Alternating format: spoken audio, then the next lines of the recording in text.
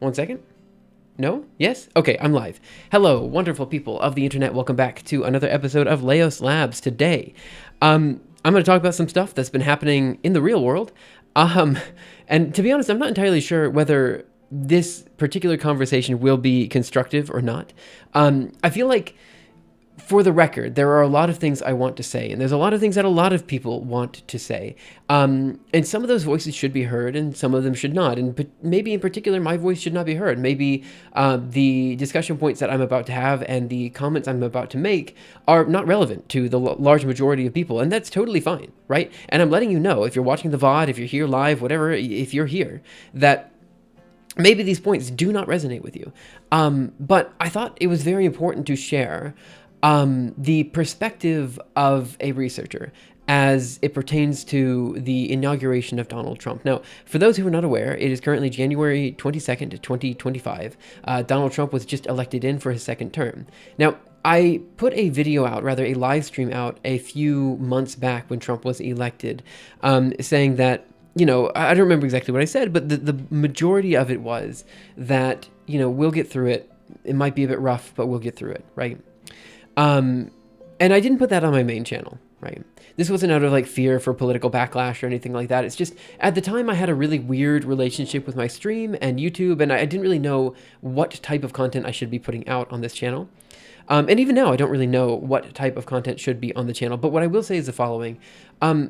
I think that this perspective is valuable, and I think maybe a few people will learn something. And I think that's the best I can do for a YouTube video. So why not go ahead and live stream, have a conversation with people, and talk about just various aspects of the political situation that we find ourselves in right now. Before continuing, I do want to qualify where I'm coming from, right? I'm Dr. James Schloss. I got my PhD from the Okinawa Institute of Science and Technology back in 2019. At the time, I focused on GPU computing, and in particular, GPU computing for quantum systems. Since then, I've been working in and out of the Julia Lab at MIT, and part of the reason I haven't been streaming so much is because, I'm doing research, right? This year, I've already finished 2 papers. Admittedly, I was not first author on either one of them, but at the same time, I'm doing stuff in the background. I'm working on the Julia GPU ecosystem with, kernel abstractions and GPU arrays. I'm doing molecular dynamics simulations. I am doing research, right? And as much as I hate to say it, the YouTube channel is and always has been a second priority. Now, that doesn't mean that I don't like putting YouTube content out. I do, and I am intending to make it a large part of my career moving forward. But for right now, I consider myself to be a researcher, right? And though my background may not be the most stacked background around, I do work at MIT, and I do talk to a bunch of researchers, and I feel like I can give a perspective that might not otherwise be seen. Loco Padre, hey, how are you? So, with that in mind, I feel like there are a lot of people who are maybe missing the mark when it comes to understanding Trump and his attack on academic research, and what this means for the future of the US and several other countries. So in particular, I've got the following things to talk about. I think this is a button I need to press. There we go. And I have the following topics I want to talk about. One, I want to talk about research as it relates to different economic sectors. That's like the building of raw materials, manufacturing, services, stuff like this. I do want to talk about the LGBT stuff because I think this is actually very relevant, not only from a scientific perspective, because I think it is important to talk about what that means, but I also want to talk about it from a religious perspective, and from the perspective of people who are Christian, how they interpret, transgender ideology and stuff like this and what that means. You know what I mean? So I want to try to shed some light on what people are thinking, and also to maybe give people tools in their arsenal to talk to people who do not listen to the science, but maybe do talk or listen to religion, right? I want to talk about a little bit about the climate, just the stuff. He basically pulled us out of the Paris Climate Accords. He did a whole bunch of stuff. He's focusing on what is essentially energy independence, but I argue it is in the wrong direction.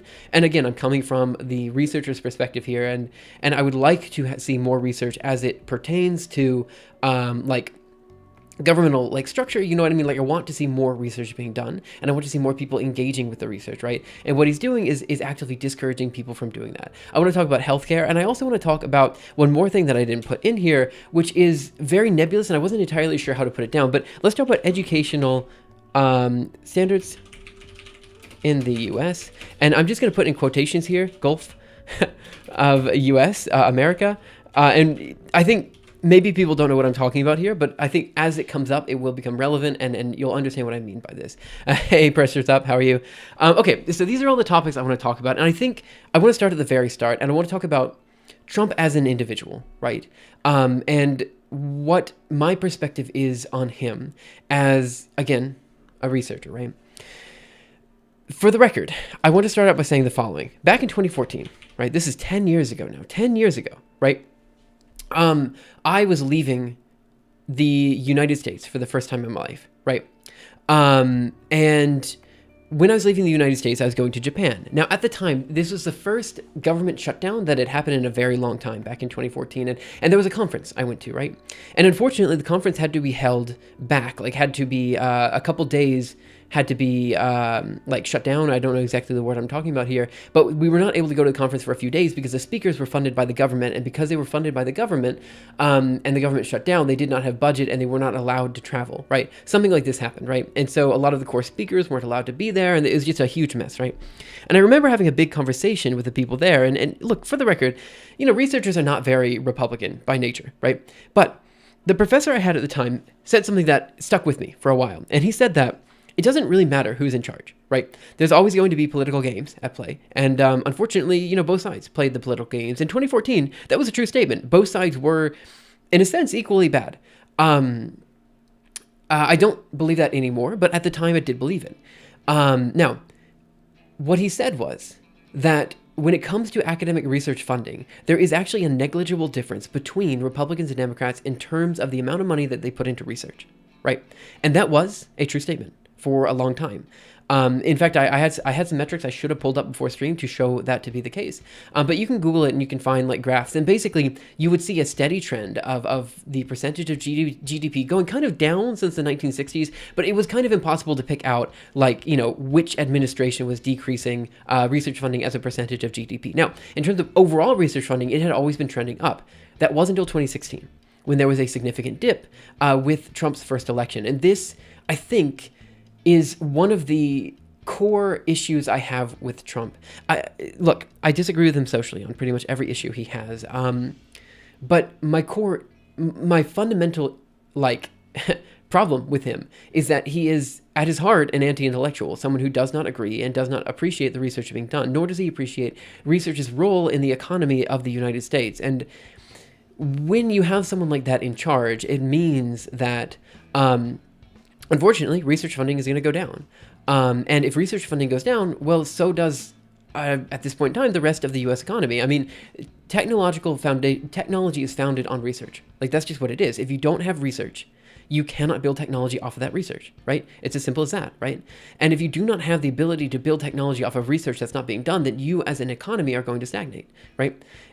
This is why green energy is such an important thing. I don't care about the gas companies. I don't care about like energy independence today. The reason people care about green energy is because the world is moving this direction. And the United States, we as the United States, I say as a citizen of the US, need to be on top of the game, not behind, right? And so when you signal that you do not care about research, it signals that you do not care about being on the latest research trends. You don't care about being in charge in 20 years. It signals that you do not care about the US's economic standing for the long term, right? That's what it signals, right? And that is very scary coming from the perspective of a United States citizen, right? And that to me is the scariest thing Trump does. He consistently just shows he does not understand academic research, nor does he care about expert advice. And when someone like that is in charge, it emboldens other people to do the same and causes people to just generally not understand the power that comes from this type of research. By the way, I did see your comment, Kaz, like 5 minutes ago. I'm just finishing up this deal and then I'll kind of talk about it. So again, I just want to finish this quick statement by saying the following. Like, walking around Barcelona, you see so many people wearing NASA shirts. NASA is a U.S.-funded, astronautical administration. What is it? A lab type of thing? I actually don't know what NASA is at its heart, but everyone knows what it does, and that is research. And the research that it has done has led to so many advancements, not just for space, but also in terms of like weird stuff, like, Velcro and like ballpoint pens and all this kind of stuff. It's all because we funded people to do research for a specific project, and we get technological developments because of that research, right? And everyone across the world knows that NASA is a place that, cherishes and cares about research and learning and understanding and all this kind of stuff. And it's why it is cool to wear a NASA shirt around Barcelona, a country that is not the United States. You know what I mean? It has worldwide appeal, And it is sad to see that there are some people that want to give away this national, like what is a national treasure, I would say, to corporations, for example, SpaceX, that do not genuinely care about the US and will just pay whoever's cheapest. If that happens to be someone in the US, that's great. If it happens to be someone in Ireland, that's great. If it's Chinese, that's what it is, And that's my personal opinion there. I think we are actively putting the US at a lower state in terms of economic development in the future, and that's my one of my major issues with Trump. I saw a YouTube video that cold fusion might be possible by Sabine Hofstender. Could that solve all the problems, Leo? So let's talk about cold fusion. And I'm going to talk about cold fusion in the same way I'm going to talk about photonic computing. That is to say, there are a bunch of research efforts that, if they are done properly, could fundamentally change the world as we know it. Photonic computing is another one of these big things that promises to be very powerful if it were to come out. The issue is, as someone who used to do cold fusion research and has done photonics in the past, a lot of theory has gone into making these things possible, but there is very little experimental evidence to support said claims. Now, I don't know what Sabine was talking about. I don't know if she had shown, like, if there's some new research in the area that could make it possible in the future, like in the near future. But for now, like Local Padre said, I would not put my eggs in the cold fusion basket just yet. I think no matter what Sabine says, I think you should be skeptical of anyone claiming that cold fusion is a viable product moving forward. Now, again, I used to do fusion research as an undergraduate, so do I really know what I'm talking about? No, it's been a long time. Undergraduate, I was 2014, 10 years ago, right? I did fusion research. Do I know what I'm talking about now? No, definitely not. However, I would argue that the more interesting trends towards fusion energy would be towards projects like ITER, the International Tokamak. I don't know what ER stands for, but certainly there is power that can be generated from fusion resources, and this is a future area that could be very impactful.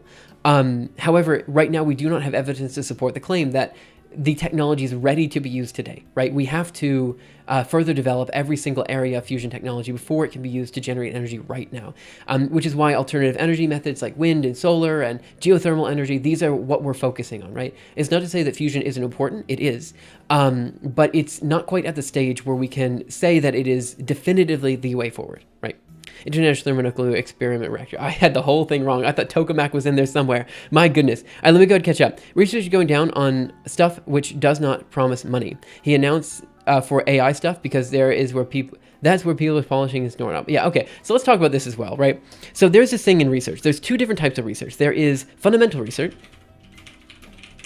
and then there is applied research. Now, when we talk about fundamental research, what we're talking about is research that does not immediately give you money back, right? Stuff that is not powerful now, but will be powerful in 10, 20, 100 years, right? Let's think about where we were 100 years ago. 100 years ago, let's say 120 years ago, Einstein just put out 3 fundamental papers in 1905 related to special relativity, related to, what is it called? You shoot an electron, it comes out the other side. Anyway, he had a whole bunch of very fundamental papers for quantum mechanics, for like special relativity, all this kind of stuff. That was 100 years ago. Just now, we're seeing the utility in quantum technology. In the 1950s and 40s, we had people coming out with the concepts of quantum computers, and just now we see them being actually useful, right? AI is another one of those things that was fundamental research to begin with, right? Back in the 1970s, people said, well, AI is cool, but there's no genuine way to make this work in any foreseeable future because the hardware is just too expensive. Now we have hardware that can do it, right? Fundamental research is one of those things that is fundamentally important because without it, you cannot build tools of the future. And this is the type of research I was specifically talking about. Applied research can be done by companies, right? When we start talking about AI, I get really pissed off because AI right now has absolutely no gain for the consumer. None. Okay, maybe very small if you're trying to cheat on a test, but for the most part, it has not significantly helped consumers out to any large degree, but it does help companies, right? Because they're able to basically fire workers that they would otherwise have to pay. And more than that, what pisses me off most is the material that it's creating right now is nowhere near polished enough to be able to replace workers at the scale that managers think it can, right? And so AI is one of those things that is, as far as I can see, a scam. Right? There are some situations where you can use it, and I know developers are using it every now and again to write code and all this kind of stuff, and I do see a future where it is useful, but the bubble that is AI is so big right now that like it's it is impossible for it to live up to all of the claims that it should live up to if we are to like take it at face value for what people say it is. You know what I'm trying to say? So this is one of those things that I actually got pissed off, and was one of the reasons I decided to stream today, because I genuinely Biden, as much as I did not appreciate a lot of the things that Biden did, and I saw him as Trump 2.0 in many ways, he did at least understand that AI was a threat to workers, and he put down restrictions on the ability to use AI in several ways. Right now, basically, the only thing protecting AI from taking over many people's job is copyright law.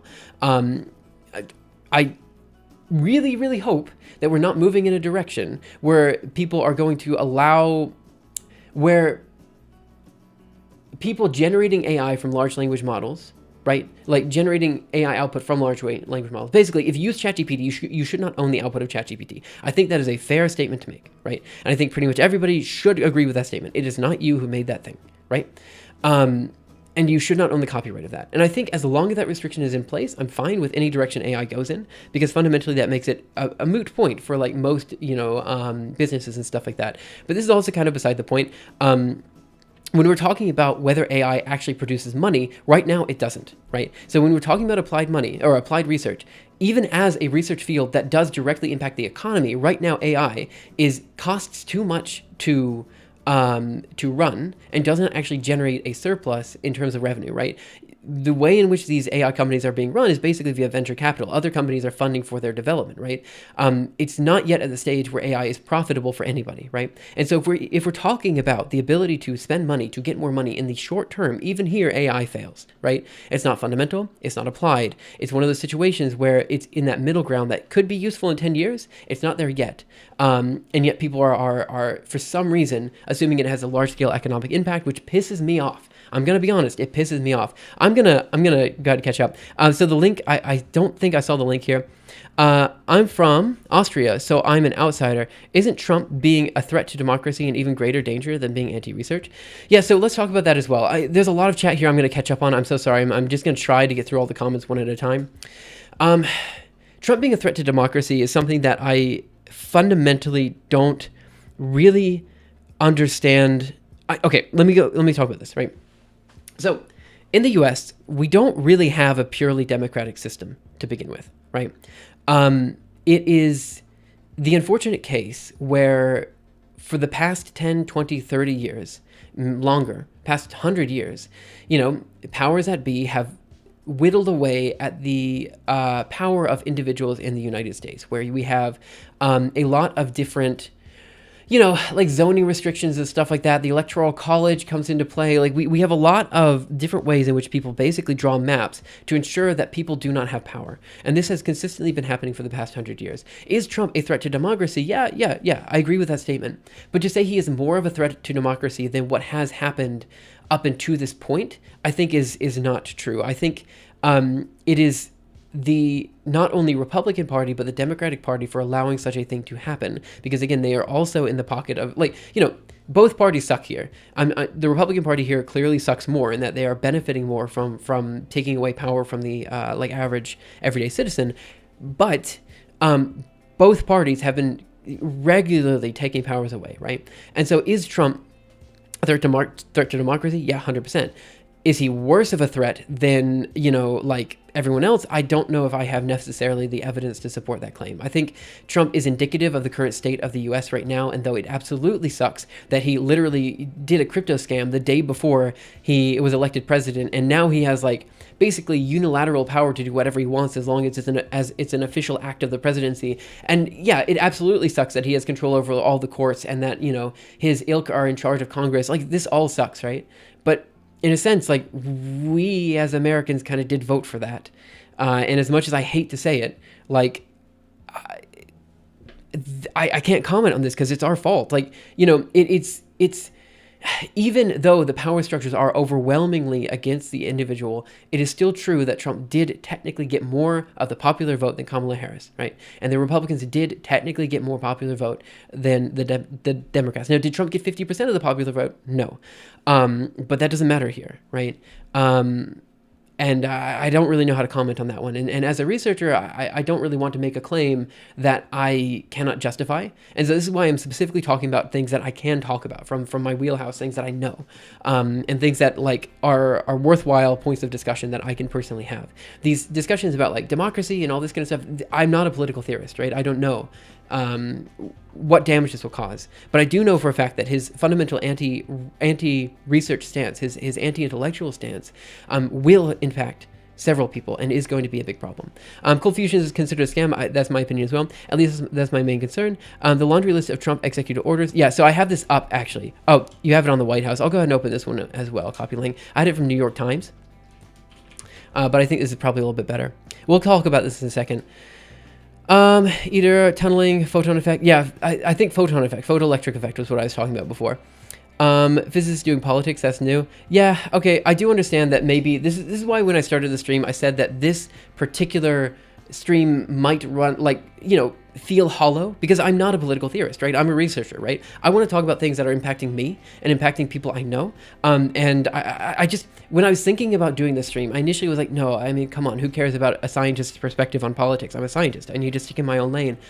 On the other hand, I felt like if I did not say anything, I'm complicit, you know? And though I even had the video before talking about like, you know, yeah, what happened immediately after Trump was elected. That was on a second channel. People didn't hear it. So this is on my main channel. We're going to talk. We're going to get through this, right? Let's see.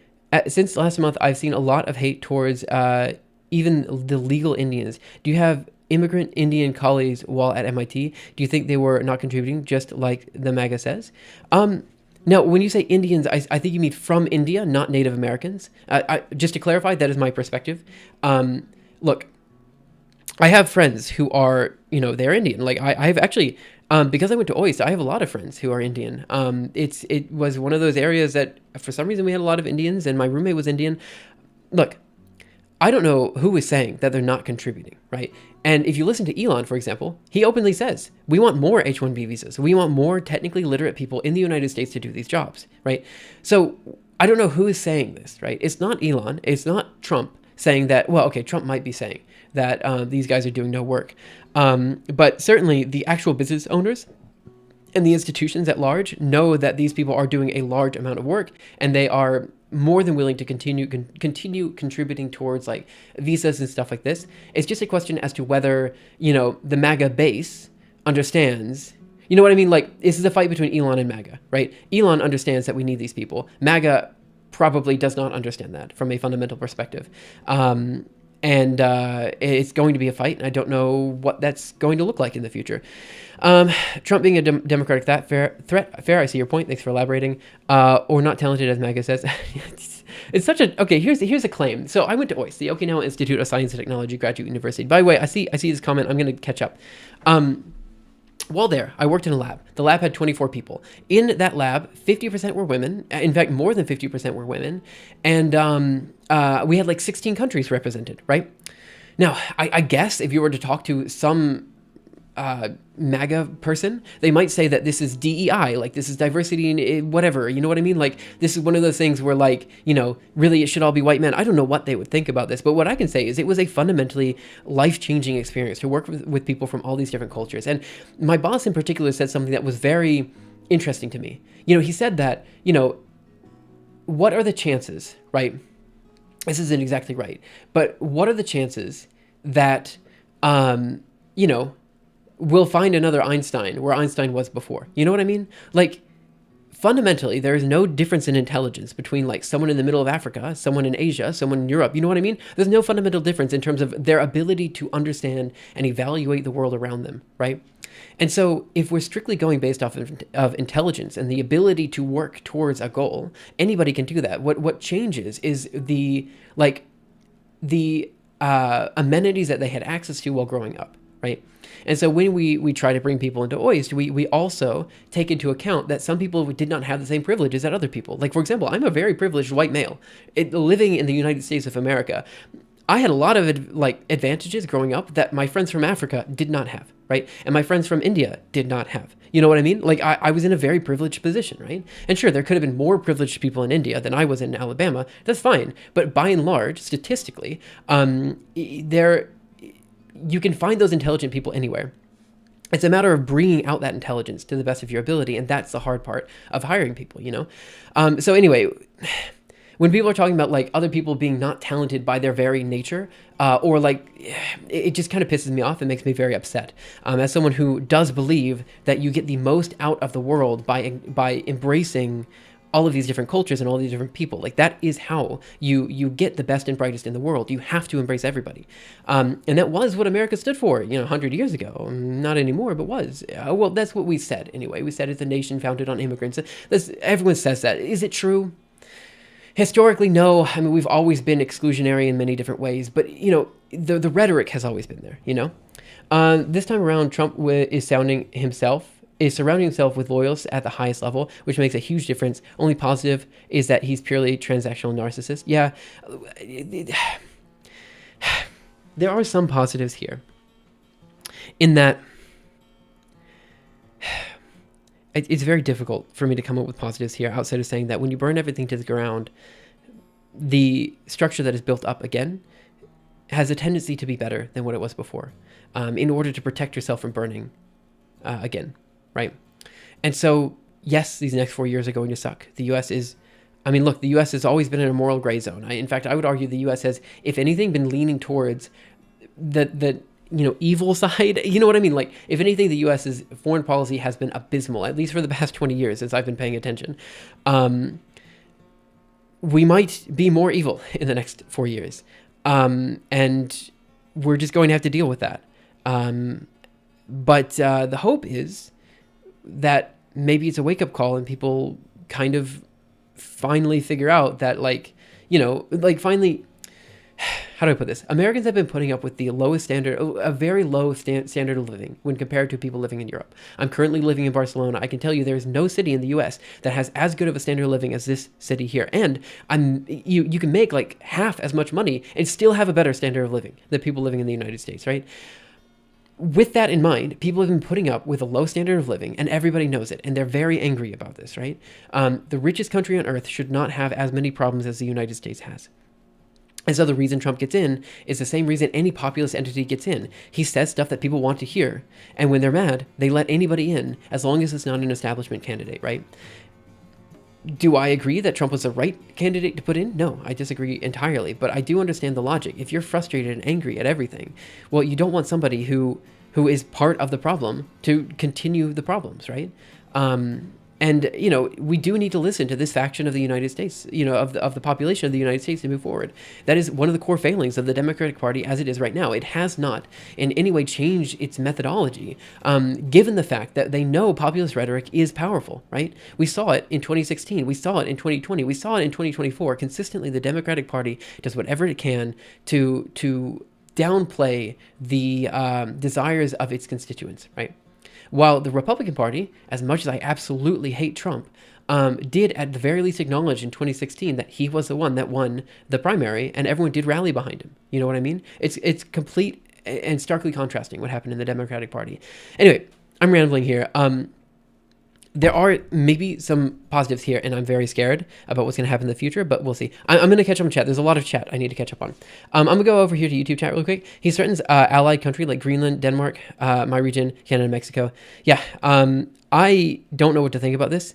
Even as far as the Gulf of America stuff, if you would have said this 5 years ago, even when he was president before, no one would have believed it. The Republicans would have laughed. They were like, ha, Trump, what a joke. No way. It's absolutely insane, some of the stuff he's been saying this time go around. And the only thing I can say is the U.S. is going to go down a couple pegs. That's it. This is one of those things that I don't think we can recover from in the immediate future. It's going to take a long time. In terms of foreign relationships with other countries, in terms of our own economic prosperity, it's not looking pretty. Maybe in the short term it is fine because Trump does care about the pocketbook, and it could be that the S&P 500 does well while people suffer, just like it did for the past 4 years, for the past 8 years. But I don't know how this is going to go.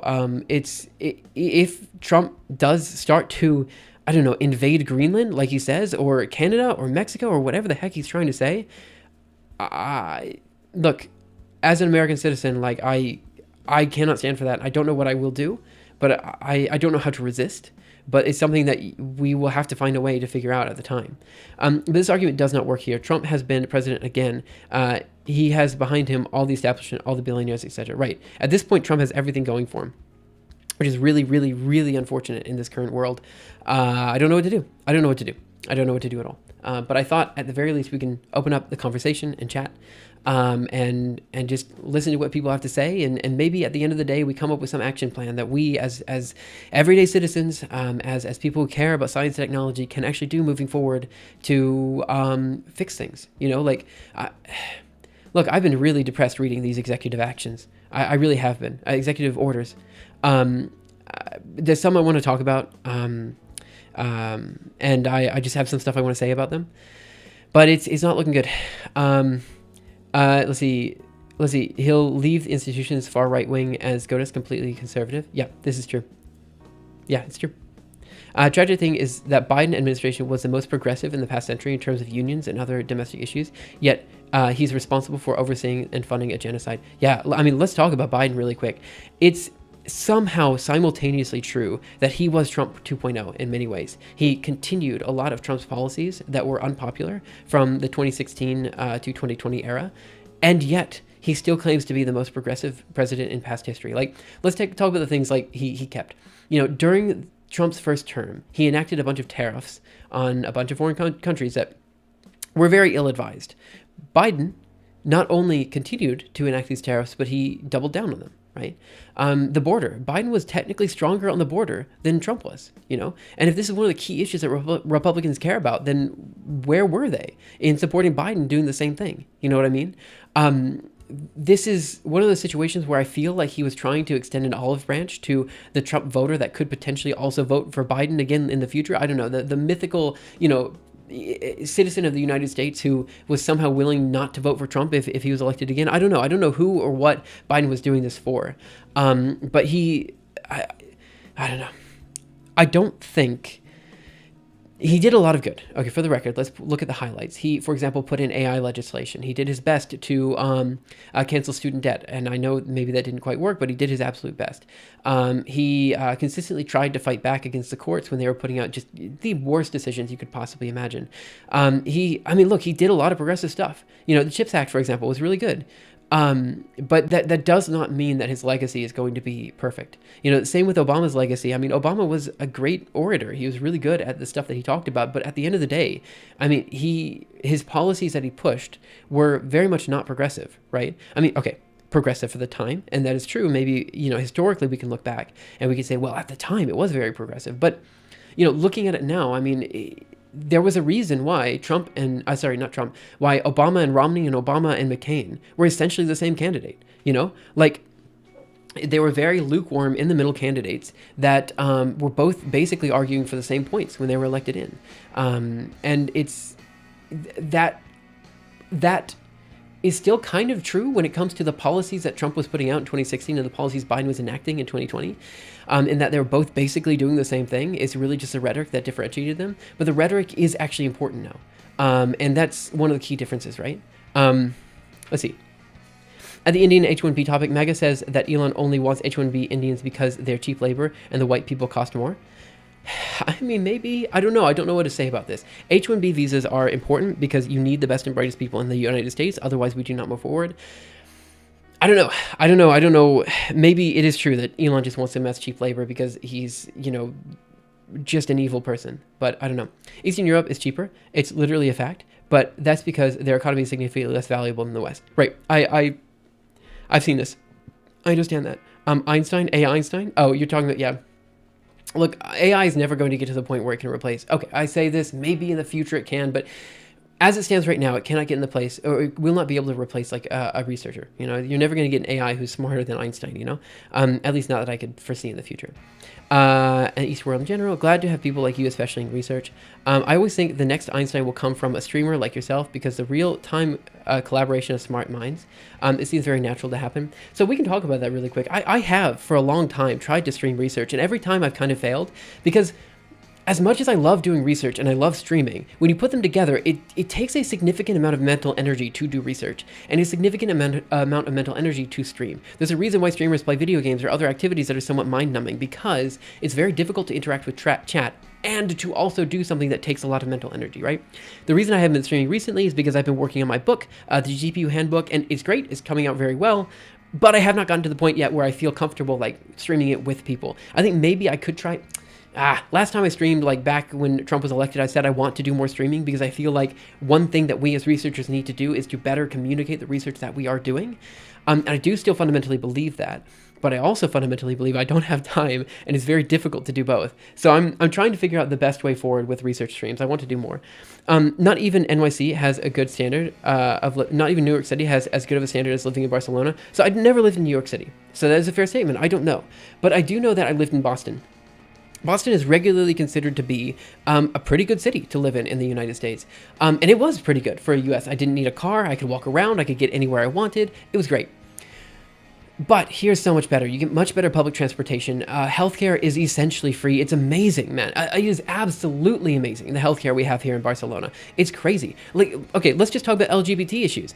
Let's say you are, questioning or something like that. If you're an adult, you can literally go up, get a free therapist, talk about these issues, and get medication if you need to solve your issue. Like, this is something unheard of in the United States. Like, there's so many things you can do here in Barcelona, not in terms of healthcare, in terms of moving around, in terms of just the general vibe of dealing with other people. The police are actually working for you here. There's a lot of really good benefits for living here in Barcelona. And I understand Barcelona has its issues, right? The Catalonia versus Spain argument is flaring up. It always flares up, but it's still very, very, as an everyday citizen, it's cheap compared to any city in the United States. You get free healthcare. It's great. It's absolutely phenomenal. And if people in the US had the same standard of living as they had here, I think they would trust their government more, I really believe the next Einstein is not really something that makes sense anymore in a modern science. The current state of modern theoretical physics is too complicated and vast and deep. Okay, I do agree with this statement. I think maybe I should clarify something I meant by the modern Einstein, right?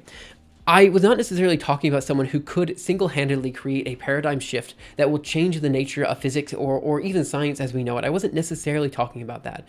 I was talking about the best and brightest researchers do not necessarily need to come from the West. You know what I mean? They could come from Asia. They could come from Africa. They could come from like a whole bunch of different places, right? And I think nowadays that collaboration between researchers is incredibly important. The ability to socialize is usually downplayed by researchers. They think, okay, who cares if the only thing that matters is my ability to do research, and that is true. But research happens via collaborations. It's not just you single-handedly going against the world and changing the foundations of human knowledge, right? No, that doesn't happen anymore. It's now you working with a core group of people who you appreciate and enjoy working with. And then together pushing the boundary of human knowledge. Like it's that collaboration that matters. And on the one hand, you could say, oh, well, science has become too complicated to allow individuals to do anything. And I disagree with that statement. I think by turning science into a collaborative experience, as it is now more engaging for a larger group of people. And it's just more interesting at a fundamental level, right? There will probably be some people who can do paradigm shifts in the future. There's probably going to be some guy who comes up with a theory that can fundamentally change the way we see the world. That's fine. That will happen. But when it happens, the question is, did that person work in a vacuum? And the answer is probably no. Probably they were building off, years, decades, millennia, even potentially, of scientific knowledge to get them there, right? It's never in a vacuum, right? But that's all the more reason that we need to collaborate with as many people as possible, and we need as many minds as possible working towards the same idea. And honestly, my perspective on AI is that if it allows us to skip some steps, and if it allows people to more readily engage with the boundary of human knowledge and push that forward, if it allows more people to be researchers, then AI is 100%, 100% worth looking into. And I would love to see more people engaging and pushing that boundary as much as possible. And maybe AI is the future here. Maybe it does help. Right now, I don't see it, but in the next 10 years, it could be there. There is no one human that can progress the science that much. I agree. My argument is that we already have thousands of Einsteins working to progress science. I understand that. I still think the parallelism here with as many brains as possible, as many smart brains as possible, pushing the boundary is important, and that's why we should care about people from Africa and Asia. But I do understand. Hey, Hanif, how are you? I would fully agree with Jord. Einstein was exceptional, but he was also a product of his time. But that's not how academic works at the moment. Theoretical physics is my field. I know very well that it's not possible to just post alone something so paradigm shifting. Right. Right. My condolences. Yeah, let's keep talking. I'm going to catch up on Twitch chat now.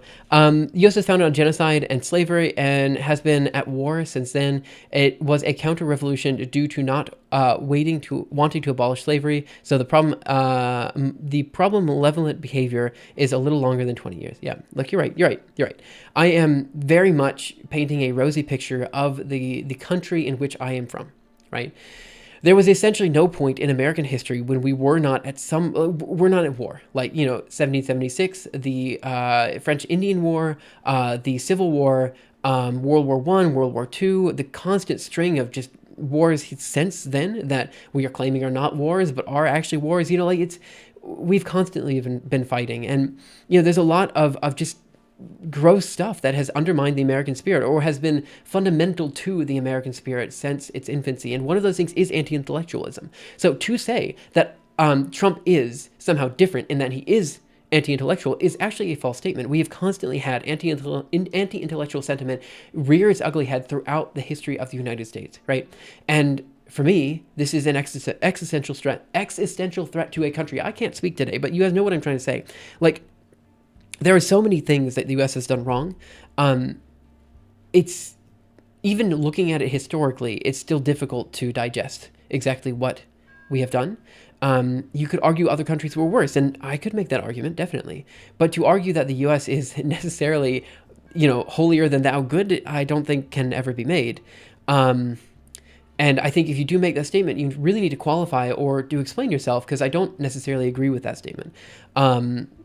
Yeah, anyway, let's keep going. I'm a researcher based in the UK. When I went to Caltech for 3 months in 2020, I felt that the U.S. environment I wouldn't want to work in research in, for researchers that weren't related to political. It feels like Europe and the U.S. are diverging in many ways. Yeah, look, I also worked at Caltech for a bit. Like, my MIT project was in collaboration with Caltech. And I've been there. It's nice. I don't mind it. But it is fundamentally different, isn't it? The difference between European research and U.S. research is crazy. The difference between even research in Japan and research everywhere else is crazy.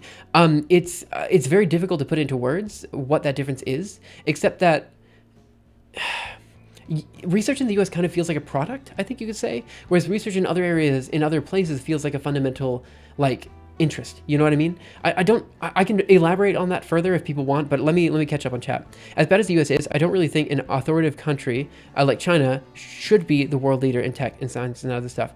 Yeah, look, that is what we're arguing here. That is ultimately what we're arguing here, right?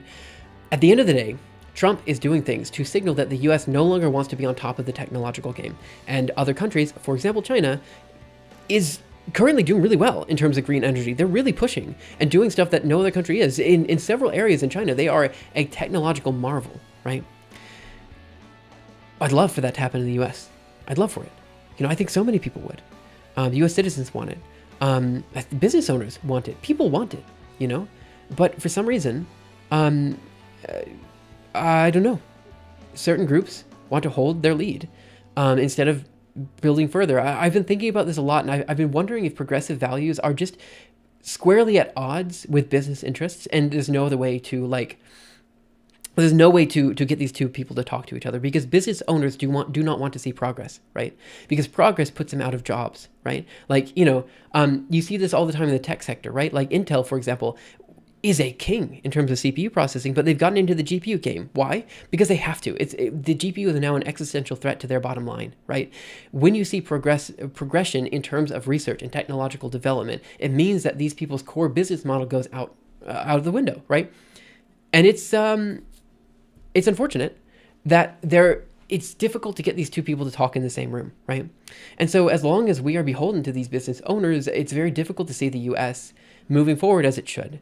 Now, do I fundamentally believe that there is no way forward where businesses and people can be happy? No, I think there are plenty of ways forward.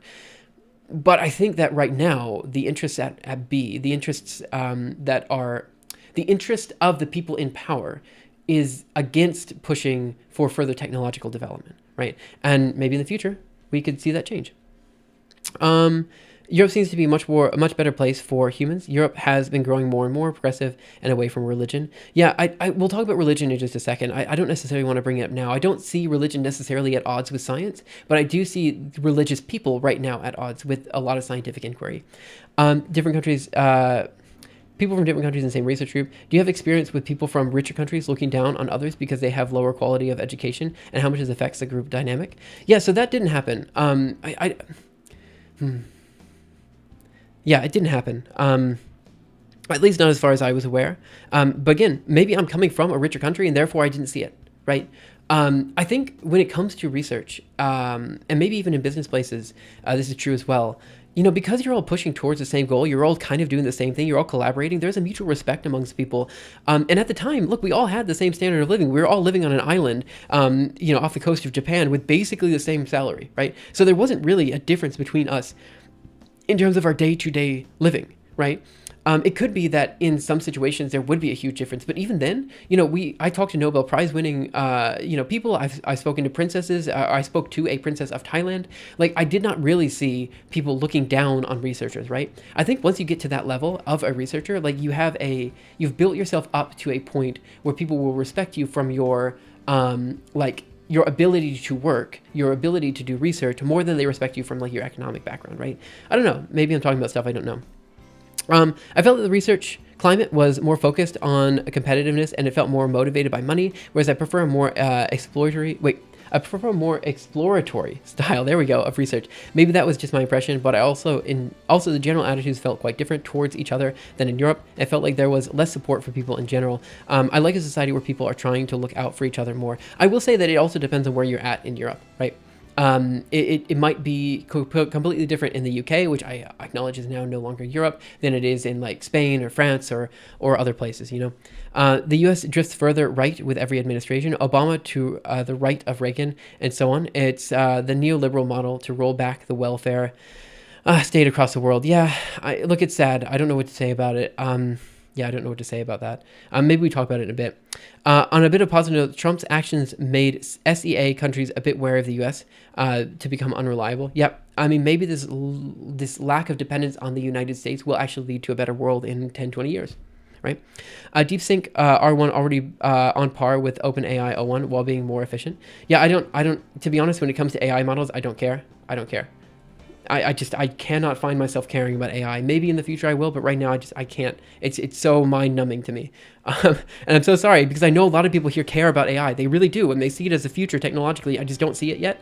In the next 10, 15 years, maybe it will be there, but right now it's not there for me. You share a lot of wisdom. I imagine you've helped from your views through the combination of other sources yourself. Are there any sources you would recommend to follow ourselves? I think this is actually kind of an interesting question, right? Like, a lot of my views have come from speaking to researchers throughout time and just talking to everyday people about what they think about certain things, right? And so do I actually know what I'm talking about? Probably not. But I would say one thing that I very much enjoy is reading papers. And so if you want to read papers, just go to the archive and read papers. I think it's actually a very important experience to do because it allows you to take a second and you don't have to care about Trump, right? You don't have to care about like AI. You don't have to care about anything. Just pick up a paper, read it. It's an enjoyable experience. You learn something, and it allows you to center yourself in a way that you wouldn't be able to in other ways, right? I think the nature of research is banging your head against the wall again and again and again and hoping to find something that sticks. And that very act of just trying to do something that no one has ever done before allows you to again, center yourself and just to think about things more deeply than you would otherwise. And I think that the ability to think about things deeply is very hard to do in a world where we care about sound bites, right? And so I don't know if I necessarily have things to follow, but I have advice to share. And that advice would be to just take a second, breathe, find something you like to do that you can think deeply about and do that, Especially in Nordic countries, people seem to look out for each other. For those outside of the U.S. And unfamiliar with U.S. politics, you can think of the U.S. as having no functional political left. It was destroyed in the 30s and 40s. There are a handful of lefties with no real power in the Democratic side. You can see the Democrats as center right and Republicans as extreme right as compared to other systems around the world. That's true. I think it's also important to say for people who don't know the U.S. politics that the U.S. is very similar to the EU in many ways, in that like the difference between Alabama and California is crazy. It's almost about like let's say the difference between Georgia and Florida is is maybe not as much. But the difference between like, you know, New York and California, though they're both left, you know, both Democratic strongholds, are completely different. You know what I mean? And so it's the difference. It's kind of like the difference between France and Spain, right? In this area where I'm at in Catalonia, the differences kind of blend together. You know what I mean? And you could kind of imagine the U.S. as the EU if the EU government was stronger, right? In that we still have cultural differences between each state, and it is important to recognize those cultural differences. But there is some uniformity that has been brought about from hundreds of years of being kind of under the same umbrella, right? And that uniformity does actually come with power. But it is important to recognize that each state is individual, and that's why the Electoral College exists. That's why it's not just popular vote to vote in the presidents. Like, people do actually care about each individual state's opinion more than the opinion of one individual from a state, if that makes sense. I really wish Bernie Sanders had become the president. Man, he put out a presidential, like an address today. Another one of the reasons I did the stream, and I was like, man, that was such a good speech. It was a 5-minute comment on what Trump had said in his inaugural address, and I'm like, that was just so coherent. And after literally the past 8 years of just incoherent babble coming from Trump, and then, to be honest, again from Biden, it was so nice to hear someone who could actually just speak and string sentences together and say stuff that actually mattered, you know? And that's something that I wish the standard that we had for American presidents wasn't so low that, like, stringing a sentence together was somehow, you know, like, amazing to me. But that's where we're at. Police working for people in Barcelona and not corrupt. Can't even imagine that. To be fair, maybe the police aren't super great. It's just that, like, when I see the police here, I don't feel threatened. Whereas when I see police in the US, I kind of feel like I'm a white guy, and I still feel a little bit uneasy around them, you know? Really, it's a myth that there was ever not a collaborative experience. It's very easy to focus on individuals in history who had impacts, but they were only working off the general status of science and collaboration at the time. Even Grothendieck, who was probably regarded nowadays as the most important mathematician of the 20th century, was largely developing things that were in the Zeitgeist. I actually don't even know how to pronounce that at the time. Stuff like Schiff cohomology had already been hinted at in low dimensions by others. Yeah, this is true, right? I think the saying that every researcher stands on the shoulders of giants is true, right? That is true. And when you work in collaboration, you're not only working with collaboration with people immediately next to you, but also in collaboration with the history of other people who have led us to the boundary of human knowledge that we're at today, right? Turing is viewed as the father of computing by Church. Curie and several others developed the same ideas at the same time. That's not a coincidence. It's because the general state of research had reached the point that it was possible due to a number of collaborations happening at the time, right? Hey, Sagiri, how are you? Let's see. Regarding AI enabling more people to do research, in one of Sabine's videos, she highlighted how there are so many more researchers now, but the quality of scientific research has gone down and not up.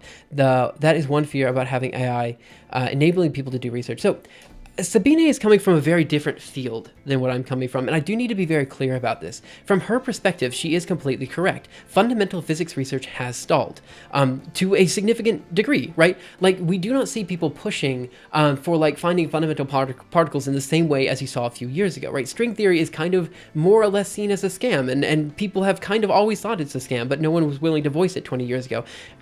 And so when we talk about her perspective, it is important to keep in mind that she's coming from a different research area. From my research area, I do actually see research getting better, not worse, right? We're talking about fundamentals of computing here. We're talking about, parallel computing. We're talking about the ability to do more research in terms of, just raw computational output. And more, by and large, the code that people have been writing is cleaner than it was 10 years ago.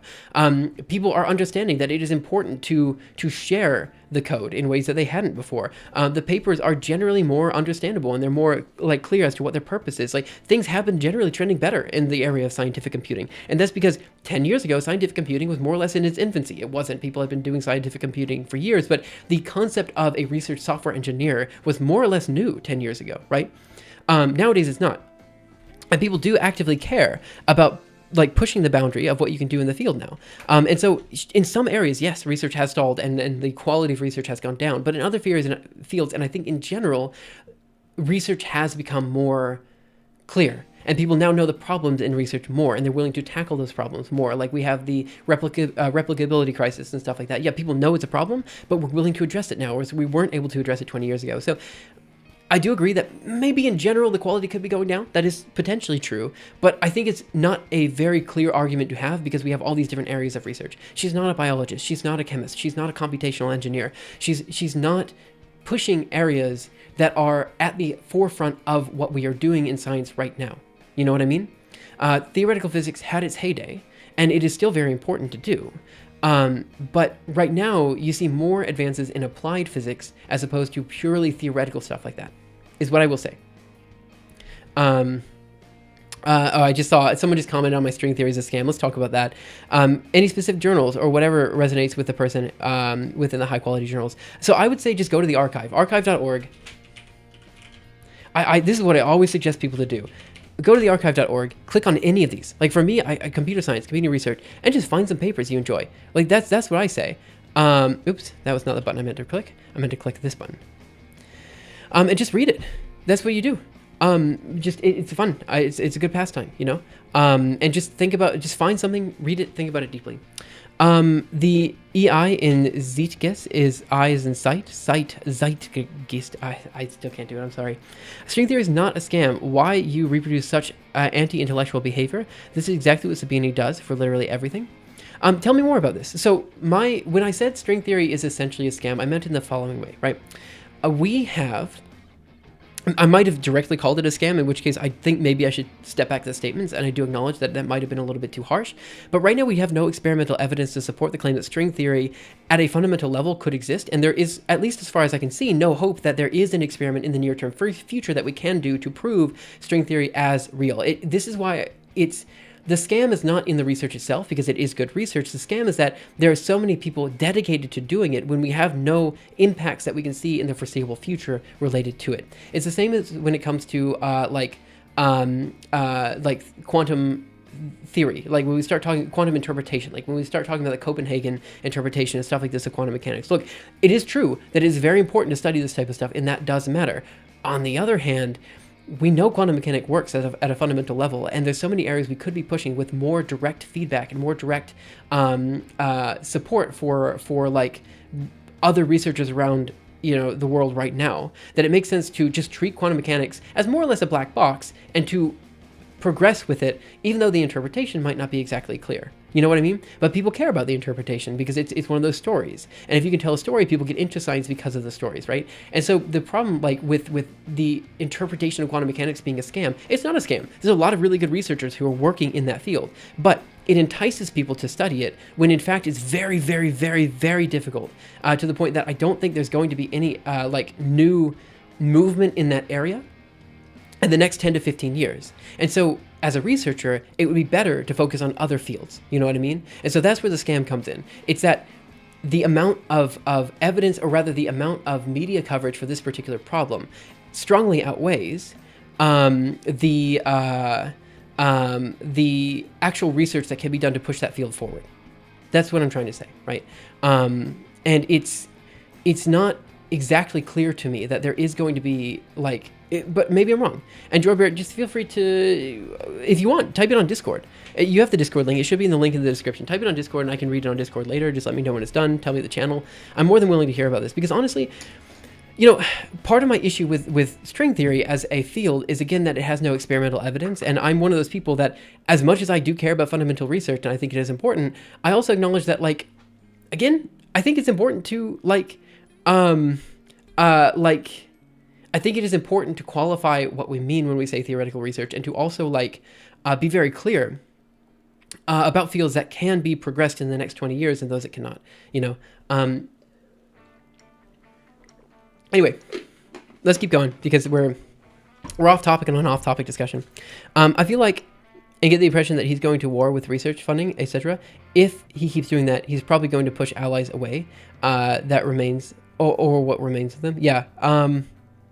The impression I got is that big tech companies don't want any sort of competition in their areas, whatever the new thing is. Yeah, I think that's generally true. I also think that tech companies are kind of pushing towards things that are anti-consumer in a way right now, and that's going to have to level out.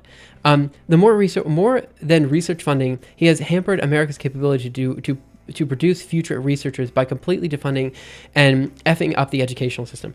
Yeah, we need to talk about education as well. It was on the list of things to talk about, but I'm just going to say my claims here. The U.S. educational system was, for the longest time, literally the only thing the U.S. had to offer people coming in. I don't necessarily mean the high school education. I mean the collegiate education. I will admit that right now it's borderline a scam. Collegiate education, as it is right now, is very overpriced for what it gives you.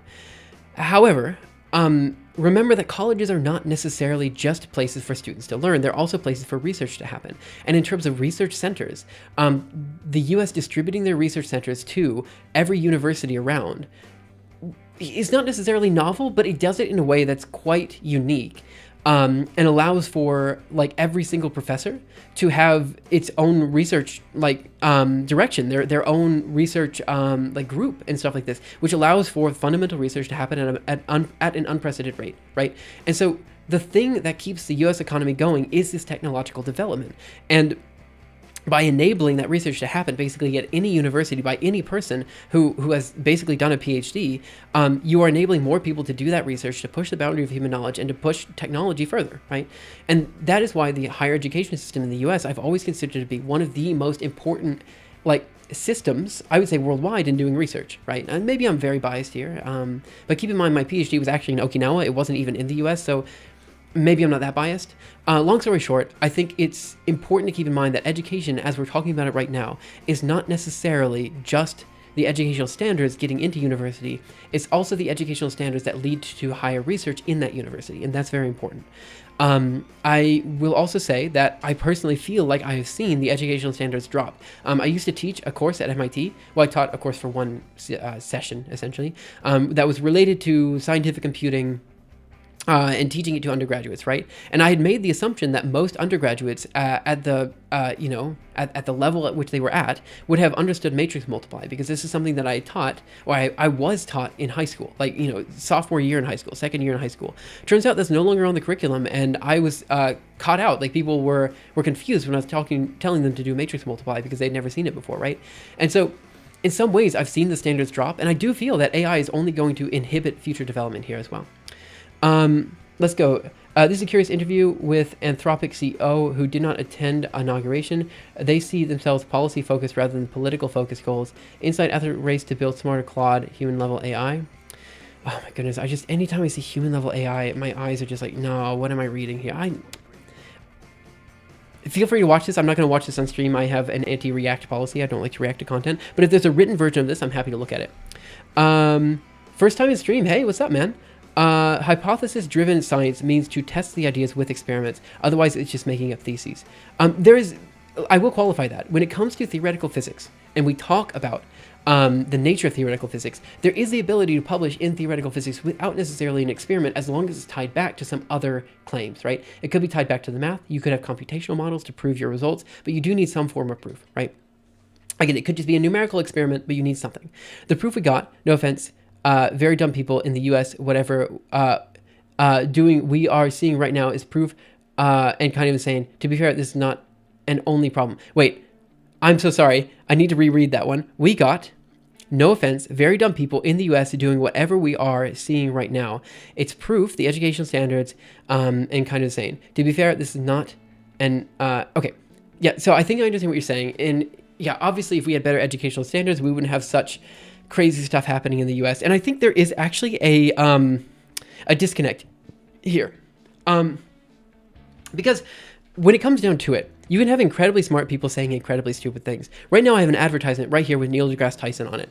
I'm not going to say Neil deGrasse Tyson is dumb, but he has certainly said some dumb things, right? But he's an incredibly intelligent person, right? You can be incredibly intelligent and still have weird belief systems, right?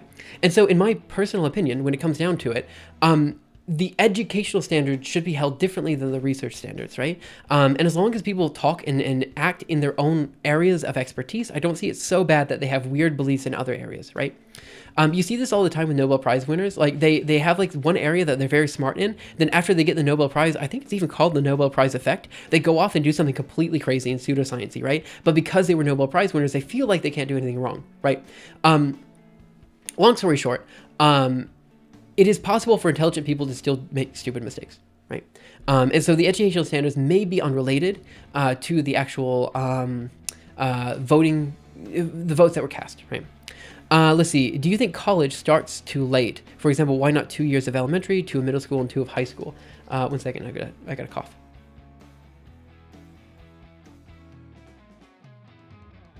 That's an interesting point about college, though. I think, I don't know what to think. It's simultaneously too early and too late. I think a lot of the things that we introduce in college could be introduced at a much earlier age for most people. And I think one of the fundamental issues with education is not that it goes too fast, but it goes too slow. Especially for me, I found myself bored out of my mind, which leads to the inability for me to process data coming in because I just cannot follow it. It's too slow. You know what I mean? I think many students are the same way. I think if a lot of people have ADHD and issues that enable or disable them from learning at the rate in which education happens at a lower level, like, you know, we're talking about like elementary school and high school and stuff. And this tends to, you know, prevent them from actually, you know, learning how to learn. You know what I mean? And so I think we need to allow the pacing of education to happen differently, and I don't know what that looks like in the future. Education is not the only problem. I believe this is only part of the equation. It's too complex to say X and Y is wrong or right. That's true. I agree with that statement. Do you think there will be a significant difference in education by the end of Trump's term? I do actually believe in that, if only because textbooks will now say Gulf of America instead of Gulf of Mexico, which is insane. Yeah, wherever U.S. is going in the future, it still attracts the brightest minds from all over. The top students from all other countries want to still come to the U.S. For their PhD. That's true. But it might change in the next 4 years. I mean, like, for example, let's talk about funding, right? There's a huge quantum flagship going on right now in the EU. And so actually the base of theoretical quantum research is kind of not in the US anymore. It's a lot of that research is being done, especially for quantum information, in the EU. And there's pushes there that are not existing in the US, right? I know from from personal anecdotes that like the conferences that happen in Europe were stronger for quantum than they were, than the same conferences happening in the US. Noble disease, nobilitis. Einstein supported socialism, if I recall correctly. I don't have a problem with socialism. I think you're overestimating the average scientist's learning rate. Maybe that's true. Let me catch up down here on YouTube chat. The original reason college is so pushed and subsidized is to counter a Soviet space program, which the same could be said about China. Currently, China is speedrunning decades of semiconductor manufacturing. Nobel syndrome is real. Yeah, so long story short, I think you're right in that, like, sometimes I feel like China's putting the cart ahead of the horse and stuff like that, but I think this will even out with time, you know? Isn't CERN one of the most prestigious institutions? It's in Europe. Yeah, true, but you have to evaluate his reasoning later, rather than just valuing the man and his intelligence supporting it. I agree with that statement. Which country is best for quantum computing cryptography research? I don't know if there's a single country, but I do feel there's a lot of research being done in... So this is the difference. For this particular field, quantum cryptography and quantum computing, it is a question as to whether the answer is the US or Europe. The reason there's a question is because the fundamental research at the PhD level is happening more or less in Europe. However, the industrial research, like Google, IBM, these types of people, they're all in the US, right? And you could argue that there's so much good industrial research being done. If you're happy to go to industry, the US is a better option. If you want to go to academia, Europe might be the better option. Okay, we've rambled a lot here. We've talked about research, more or less, and I'm just going to I'm going to mark off things that we've talked about so far. So I was going to talk about research as it relates to different economic sectors, right? People talk all the time about, raw materials, manufacturing, service economies, stuff like this. And basically this is the ability to create a product for people to buy. I think the thing I wanted to talk about here was related to the discussions that we just had, and saying that if you see research as a raw material, right, we are exclusively giving away the raw material manufacturing jobs for research to other countries by enabling Trump in this way. And this is, again, very, very painful, and I'm hoping that this is not a long-term, indicative of a long-term effect in the next 10, 20 years. I would like to be able to tell my child, who is a U.S. citizen, by the way, that the U.S. is the best place to go if you want to do research. But I'm afraid that's not going to happen in the future. And I'm afraid that the people who are actively pushing research away do not understand its impact on the U.S. economy as it currently is, right? Which country is best for quantum computing research? Do you think Europe is ahead of the U.S. in the general education? If so, by how much? That's a very, very, very good question. I don't know the answer. So initially, I would say, yeah, Europe must be ahead of the U.S. But then I thought about it, right? I recently went around to a bunch of schools here in Spain, in Barcelona, to try to figure out the best place to put my kid, right? I'm not going to argue that some of these schools are bad. They're great. It's just I found myself actually quite curiously wanting some of the things I had in the U.S. public education system. I was in one of the lowest funded schools in Alabama, right? Which is not known for having a particularly good educational system. And yet, I went to Auburn. I got my undergraduate. I went to do a PhD. I now work at MIT. There was nothing stopping me. And in fact, I think the education I got in that school was really good. So when you think about it, I don't really know how to answer this question because I've never been through a European system, right? But I did find myself curiously wondering whether the European system was truly better than the American system I had come from, or whether the American system I had come from still even existed. You know what I mean? Like, is that school still teaching the same way, or has the standards dropped? I don't know. As I don't really know how to answer this question. I don't know if there's a time dependency here. I don't know if I am ignorant and I'm not evaluating some of the European school systems as much as otherwise. But I will say the following. I think in terms of higher education, like PhD level, I think in general the U.S. PhD level researchers are seen slightly better than European counterparts, but this is also in part due to the way in which PhDs are produced in Europe being only a 3-year program, where it's an N-year program in the US, so you have more time to develop your research, right? I mean, there are so many different statistics that show that high school students in countries like Finland, Denmark, and Netherlands are very ahead in math and science. Yeah, this is a true statement, but I again, maybe if we just point at the numbers, you're right. But I think the economic mobility that is enabled by, like, again, I went to one of the worst funded schools in Alabama, and I did fine. You know what I mean? I'm here talking to you guys in a way that I could only really do if I had been studying and researching my entire life, you know? And I was able to do that as a high schooler in some schools. So I'm trying to say that in terms of where people go, I don't think there's anything inhibiting you from going anywhere, no matter what school you go to in the US. And I don't know if that's also true in Europe. I believe it's probably true, but it might also depend on the country. Let's see, do you think all countries should try to unify educational methods, or do you think it's better to have a variety of different methods? I don't know. I think actually the correct answer is I think that there should be no unification of education, and that like it should be individual based. Ideally, you're able to teach a class in such a way that every student learns what they need to learn, right? There should be some standards. I don't know what that means, but I feel like, you know, the pacing is quite different for each student, and it sucks that we put people who learn slowly in the same class as people who learn quickly at certain areas, right? Some people might be very good at math but suck at, like, you know, language. You know what I mean? And the fact that they're in the same class all the time means that the class has to go at an average rate, and it should never go at an average rate. It should be going at the rate in which people learn, which is different for every person. I don't know. This is a very difficult question to answer, and I don't know what the answer is. Unifying would only work if all countries had similar economic backgrounds and culture. That's true. You may be overweighing your personal anecdote regarding your educational career yeah, that is true. I 100% agree and acknowledge my biases here. I'm applying for a postgrad, master's, as well as integrated PhD and applied math with an intention to do a PhD. I have this inherent bias towards EU over US. I want a rigorous and more academic research. Is my bias too wrong? I think it depends on the field. Look, when it comes to academic research, I said that there's a tendency for people in the US to, in my opinion, have a slightly higher standard, and this is because you can spend more time doing your PhD research. But it does depend on your field. This is why you go to the archive, you read papers, you find the researcher you want to work with, and you work with that researcher. At the end of the day, research is collaborative and international, right? You work with people you want to work with. That's it. That's what you need to do. If that person happens to be in Europe, if that person happens to be in Japan, if that person happens to be in the US, you go there. Is my bias too wrong? How do you feel about tech in the classroom? Second graders are carrying laptops. I don't mind it so much because, to be honest, there are ways to learn via tech that is not necessarily bad. I personally love Blackboard, so I'm sad to see students no longer using Blackboards. But I don't know. There could be some, like, learning to integrate and to use technology is essential. And, you know, everything is on the computer now. So I don't know. I don't know.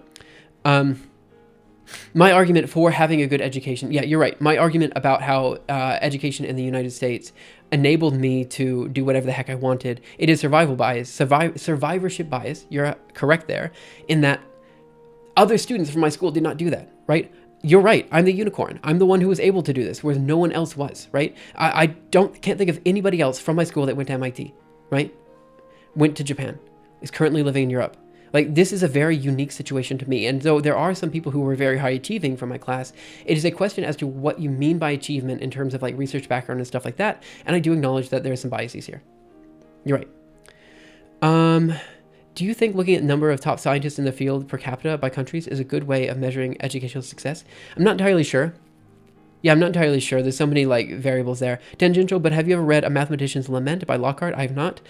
Tell me about it. We have like unified middle schools in Germany where there's A, B, and C course with different speeds, and you switch every year depending on your grades, and that's kind of like that. I think you're right. I think maybe so. For me, there were like advanced courses and general courses, and then AP courses, which are like college courses in high school. Which, by the way, the ability for you to take college courses in high school is so nice. Like, it's something that I wish every country had, because it's just amazing. Like, you can skip a whole year of college, and I did that, which enabled me to take more complex classes in college, therefore keeping myself at pace with how I felt I should learn, right? That is something that's offered pretty much everywhere in the US, but it's not offered almost anywhere in Europe, right? And I think it's actually a really good idea. I like tech in classrooms as long as it's not Chrome OS device. Are you Australian? No, I'm from the US. Do I sound Australian? Yeah, actually, there was one time I walked into OIST and I was walking next to someone, and we just talked. I don't know why. At the time, I was in the habit of just talking to whoever was walking next to me. I just met this person, right? And I asked where they're from because I distinctly knew they were from the US, and I distinctly knew they were from the southern US because their accent was not strong, but strong enough that I caught it. You know what I mean? As someone from the same area. So I asked where she was from, and she said South Carolina. And then she asked, where are you from? ? The UK. I was like, what? I swore I had a very strong, or at least distinctly American accent, and you thought I was from the UK? It's fine. That's okay. I don't mind it too much. But then, people asking if I'm Australian here, it's like, man, is my accent really that, not? I mean, anyway, it is what it is. I think very distinctly I am American, which is why I feel not uniquely qualified, but I feel like I can at least discuss Trump. I like tech in classrooms. I agree with you on having a variety of educational methods based on different types of learners, but on national level, that's very hard to do practically. 100% agree with that statement. Do you separate research in medicine from the rest? It seems like it has a very strong negative influence from drug manufacturers and others looking for a specific outcome in this role. That's a very good question. I don't know the answer to that. I also need to say something in that a lot of these questions I don't have good answers to, and I wish I did. But I think the very nature of having a conversation with someone who actually knows what they're talking about is that they're willing to explain when they don't understand things and what they don't understand about something. And it's one of those things that as an undergraduate, I teach all of my undergraduates this. I say, look, when it comes down to it, if someone asks you a question, don't bluff. Do not tell them something that's not true. Tell them you don't know, but you think this is probably the answer, right? For a couple reasons. One, there's actually a study that came out a while ago saying that in order to trust researchers, rather, the public at large will trust researchers more if they second guess themselves. If they say, I have a PhD, but I don't understand this much, people are more likely to listen to that following statement than if someone said, I have a PhD and this is true, right? It's a weird quirk of psychology, but that is generally how it is. By second guessing yourself, people are more likely to listen if they believe your academic background, right? And in academia, people generally trust each other. So by giving people a second to think about what you're doing, it causes them to trust you more likely because they will take a second to reason about what they're doing. So long story short, just a bit of advice, never bluff, always second guess yourself, especially when talking to other people, and just to be clear about what you know and your biases when they come out, right? You can make statements and acknowledge when those are false later, but do your best to have a conversation and not to try to be right all the time. I don't know why that came out. I just wanted to say that. But I will say that in terms of research in medicine, the problem is that a lot of this research is being done in biotech companies. I know people that work in biotech companies. They're great people. Yeah, I don't know. It's hard to differentiate research in my mind because I do like reading these papers as well. What's your PhD in? My PhD is technically in quantum simulation on GPUs. But I think more relevant is the research background I've had for the past 5 years, which is working in the Julia lab doing GPU computing. People ask if I'm Australian. Did I mispronounce Australian?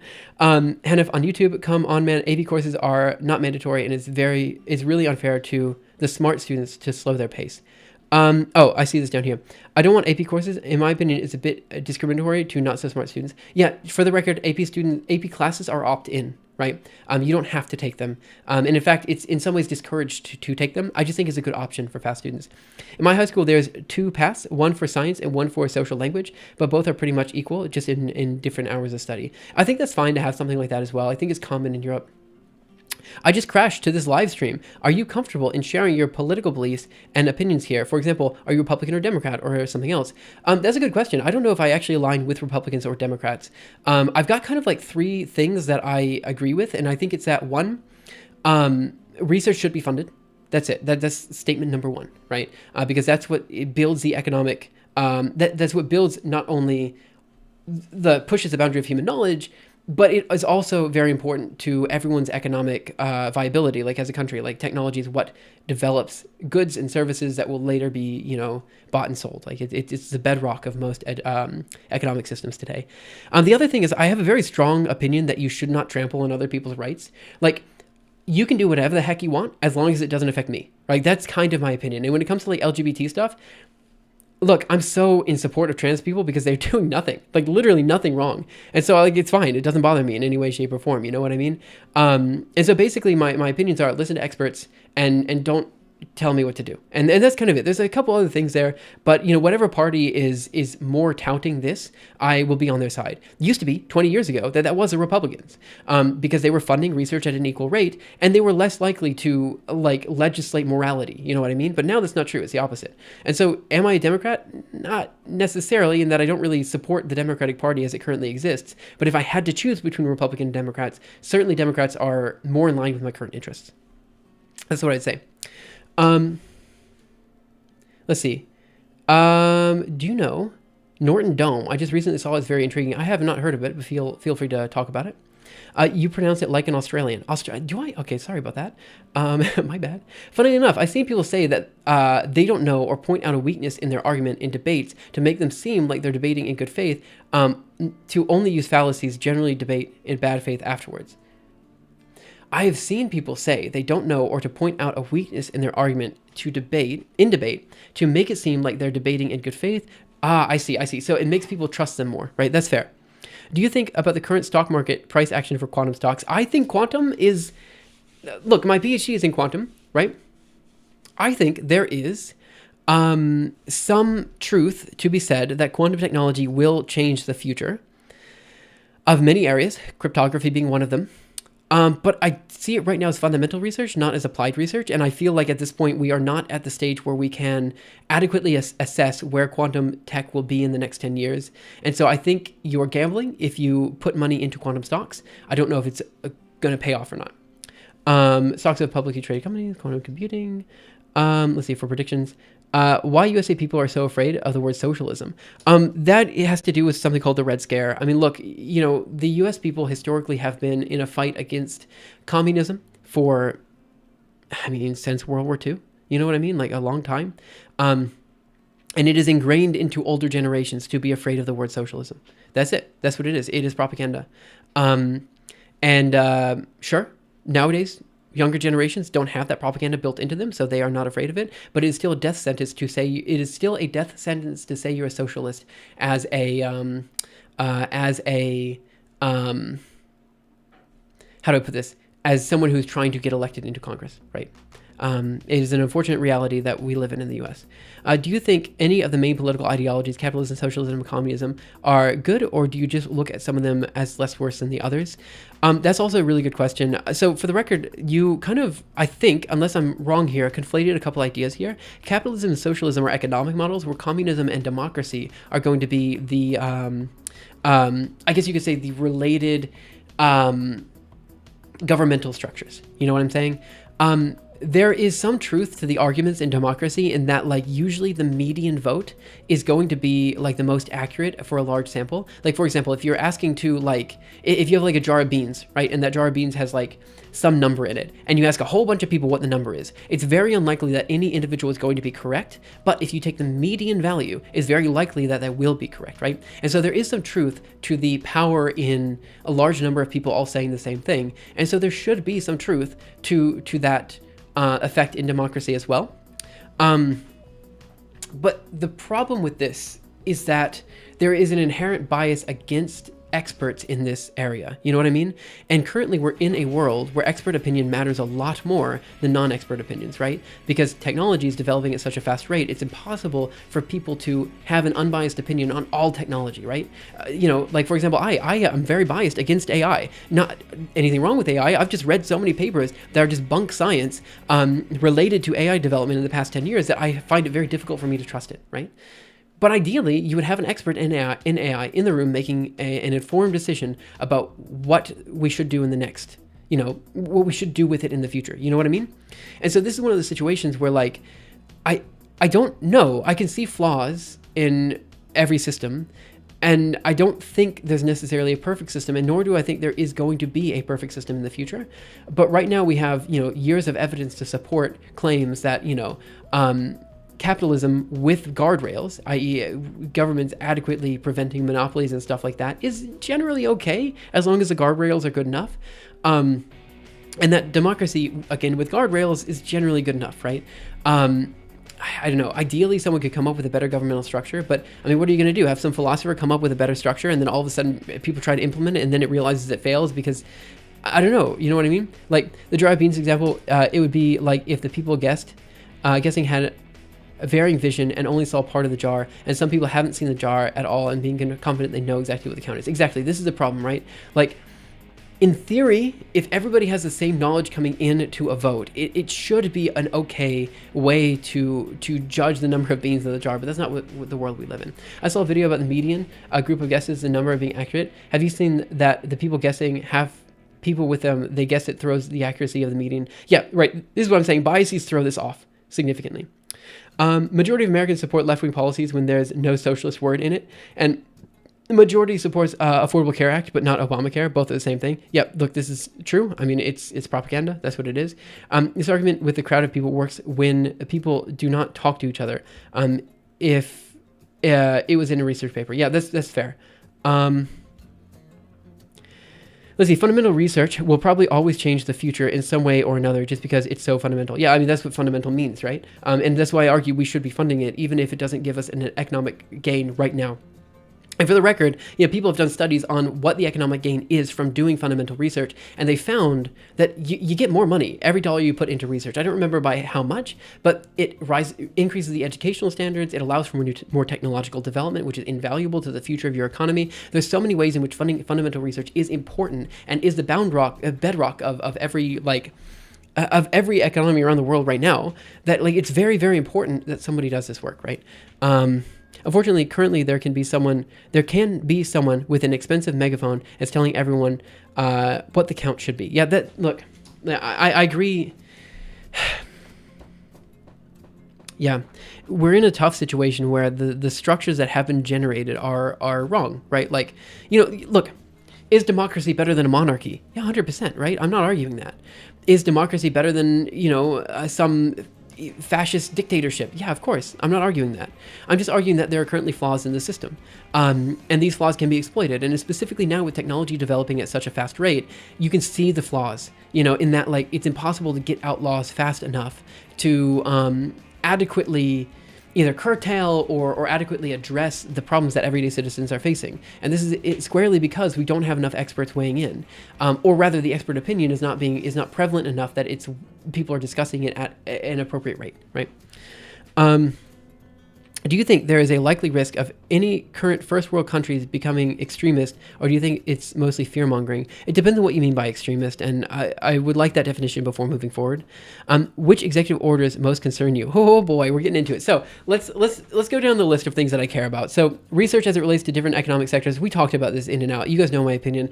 Research is the bedrock of every economy, and if we start denying people the ability to do research, if we stop doing research in the United States, we're just asking for trouble 20 years down the road. I don't even think this is controversial because this is something that everyone agreed with 10 years ago. Republicans and Democrats used to fund research at an equal rate. It is no longer true. Fundamentally, that means that the Republican Party has changed its stance on what research is worth doing and why it's important to do. And I think its stance is going in the wrong direction and is going to lead to the U.S. Eventual downfall. All countries fall eventually. Eventual economic Opposite of prosperity. What's the opposite of prosperity? Downturn? I don't know. Okay, do you think there is a likely risk of any current first world countries becoming extremist, or do you think it's mostly fear-mongering? Becoming either fascist or communist states specifically.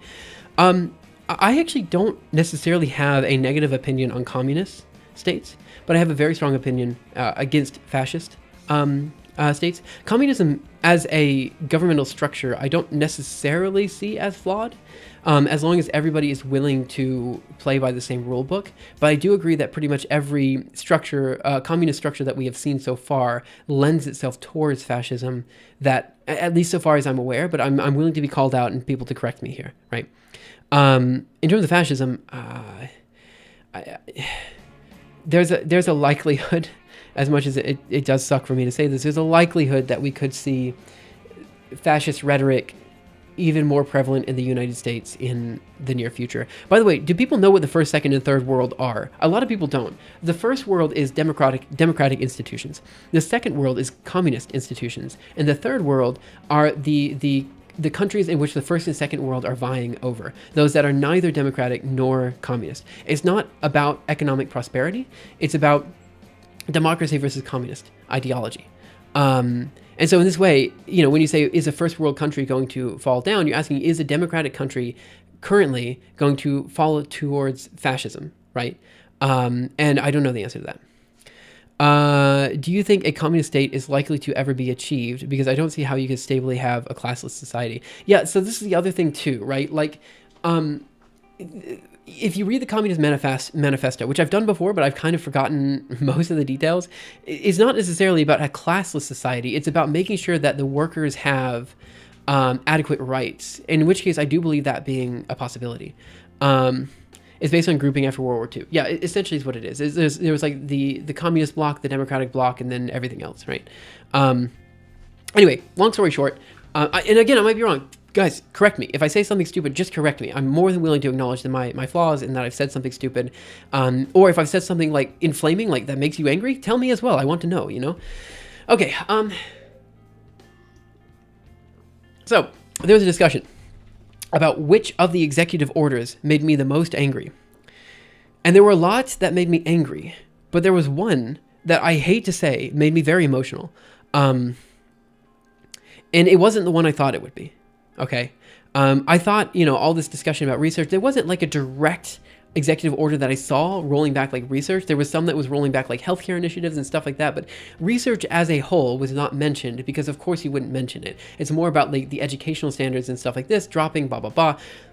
And the climate rollbacks were very scary for me. And I was like, okay, but this was expected. I felt that one coming. But to be honest, the LGBT stuff was just, I hate to say I got emotional, but when I read it, I genuinely, like from my gut, it felt like I was about to cry. Like I was genuinely scared for these people. You know what I mean? Like it's, so let me explain a couple things. Let me explain what is happening here. So there are a couple of orders here. One, only male and female, right?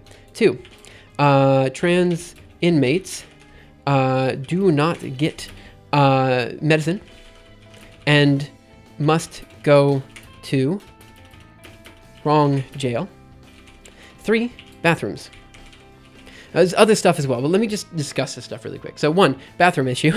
Like, okay, they're literally forcing, so bathrooms, what are they doing? This one is kind of trivial, and I saw it coming. They're basically in all federal locations forcing men into women's restrooms. That's what they're doing. They're saying that all trans men must go into the women's room, and all trans women must go into the men's room, which is not so much, it's an issue for the trans women, but like in a sense, it's kind of equally an issue for just normal women in that you're forcing trans men into the women's room. It's quite, like, okay. Like, what are you doing here? I don't know. I think, like, 10 years ago, bathrooms used to be it's a vibe check more than anything else. It wasn't, like, legally you could not go into the women's room. It was more like, it's embarrassing if you do, So that's not great. And I mean the hormones, right? And this specifically, this one is a scary one right here. And I want to talk about it in a second. So only male and female. This one basically means that if you have an X on your passport, that does not work anymore, which means non-binary doesn't exist. And it also means that if your passport says male, but you are technically you were born as a woman, that your passport could technically be confiscated, or like something happens. It's not very clear what happens, but I could imagine there's some sort of situation where you're put into jail. So imagine this situation here. This is the thing that was scary to me. Imagine the situation where you're a trans woman. You've been on hormones for 2 years. You look like a woman. You are a woman. Like, that's what you are. Like, at this point, you have muscle mass identical to most women, if not less than most women, because that's what hormones do. Your body fat distribution is identical to women. And then you decide to yourself, hey, I'm going to go to Taiwan, or not Taiwan. I'm going to go to Thailand to do bottom surgery. You go out. You get bottom surgery, right? You come back. Your passport says female. In every single way, you are a woman. At this point in time, but because your passport says female, technically you're born a male, something happens. You're put in jail. Now you're put in jail. Now you don't have any way to generate testosterone or estrogen, right? So you're going to be put in jail. You're going to be put in men's jail. Not only are you going to be put in the men's jail where you don't have any ability to fight back against other men there, but also more than that, you now are not generating hormones, which means you're going to go through menopause, which means you're going to get hot flashes, which are going to suck. And eventually, if you're there for long enough, you're going to get osteoporosis, because that's what happens when you don't have anything to generate hormones. And so this denying trans people medicine could actually cause people to die. Not just putting people into other jails, but the fact that you're actively forcing them to not have what is life-saving medication for them is scary to me. That was terrifying to me. The fact that this situation could happen is very terrifying to me. And again, this is, in the grand scheme of things, trans people are 1% of the population. But again, like what Hannah is saying over here on YouTube, I don't get why trans people are such a controversial topic. It's not like, you don't use your genitals in an everyday task. I don't understand why people care. Just let the person live their life. The reason... Okay, let me catch up on chat and let me explain the trans situation a little bit more, because I think there's a lot of misunderstanding about what it means to be trans, and also, like, there's a lot of things I want to talk about here, and just to unpack. Do you think the fact that allowing trans women specifically into the women's room holds a practical risk of some people that are sick in the head abusing that, even if the majority of them are just going into there because of their gender they identify?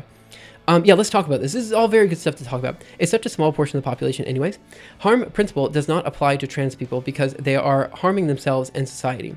And even if you could only support it if you have subjective morality, which shifts and changes. Let's talk about all of this, okay? So let's talk about trans people. Let's talk about it from the scientific perspective. From science, morals, and religion. All right, let's talk about it from all three perspectives, all right? This is going to be controversial. People are going to hate me. That's fine. I don't care if you hate me. Let's talk about it, okay? In general, this is what the trans argument is, right? You were born a male. You were born a female. Your brain chemistry does not align with that. What it means is that you are constantly dealing with... Okay, it depends on the trans person, but you're dealing with something called gender dysphoria. Now, what is gender dysphoria? Gender dysphoria is a debilitating condition where you cannot basically go about society without constant thoughts in your head that your gender representation is wrong. Okay. Now, you could argue gender dysphoria doesn't exist. Okay, fine. Now, that's a false statement, but if you argue that, I don't know what to tell you. Now, most people acknowledge gender dysphoria does exist and that they need medication and they need to fix that, right? They need to go to therapy. And that's exactly what they do. They go to therapy, and there's actually a drug that will fix this issue in 95% of cases. And that's what hormones are.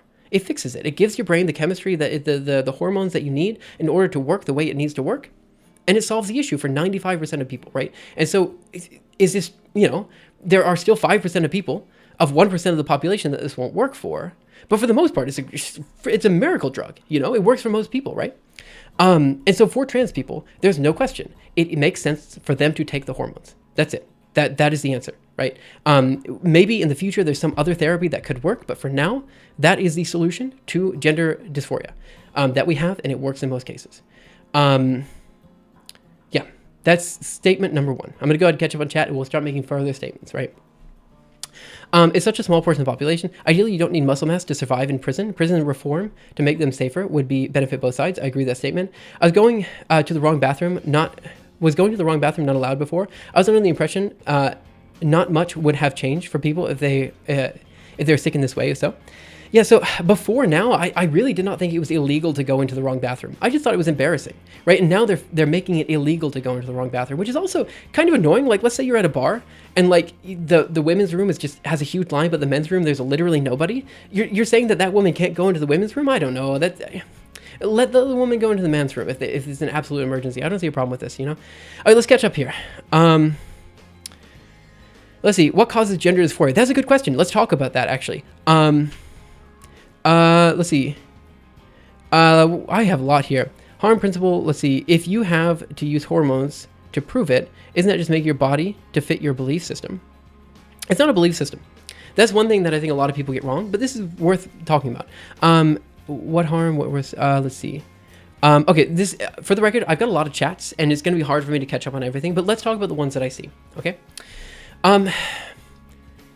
Let's say you have ADHD or depression or anything like this. That is a mental illness that can be fixed with medication.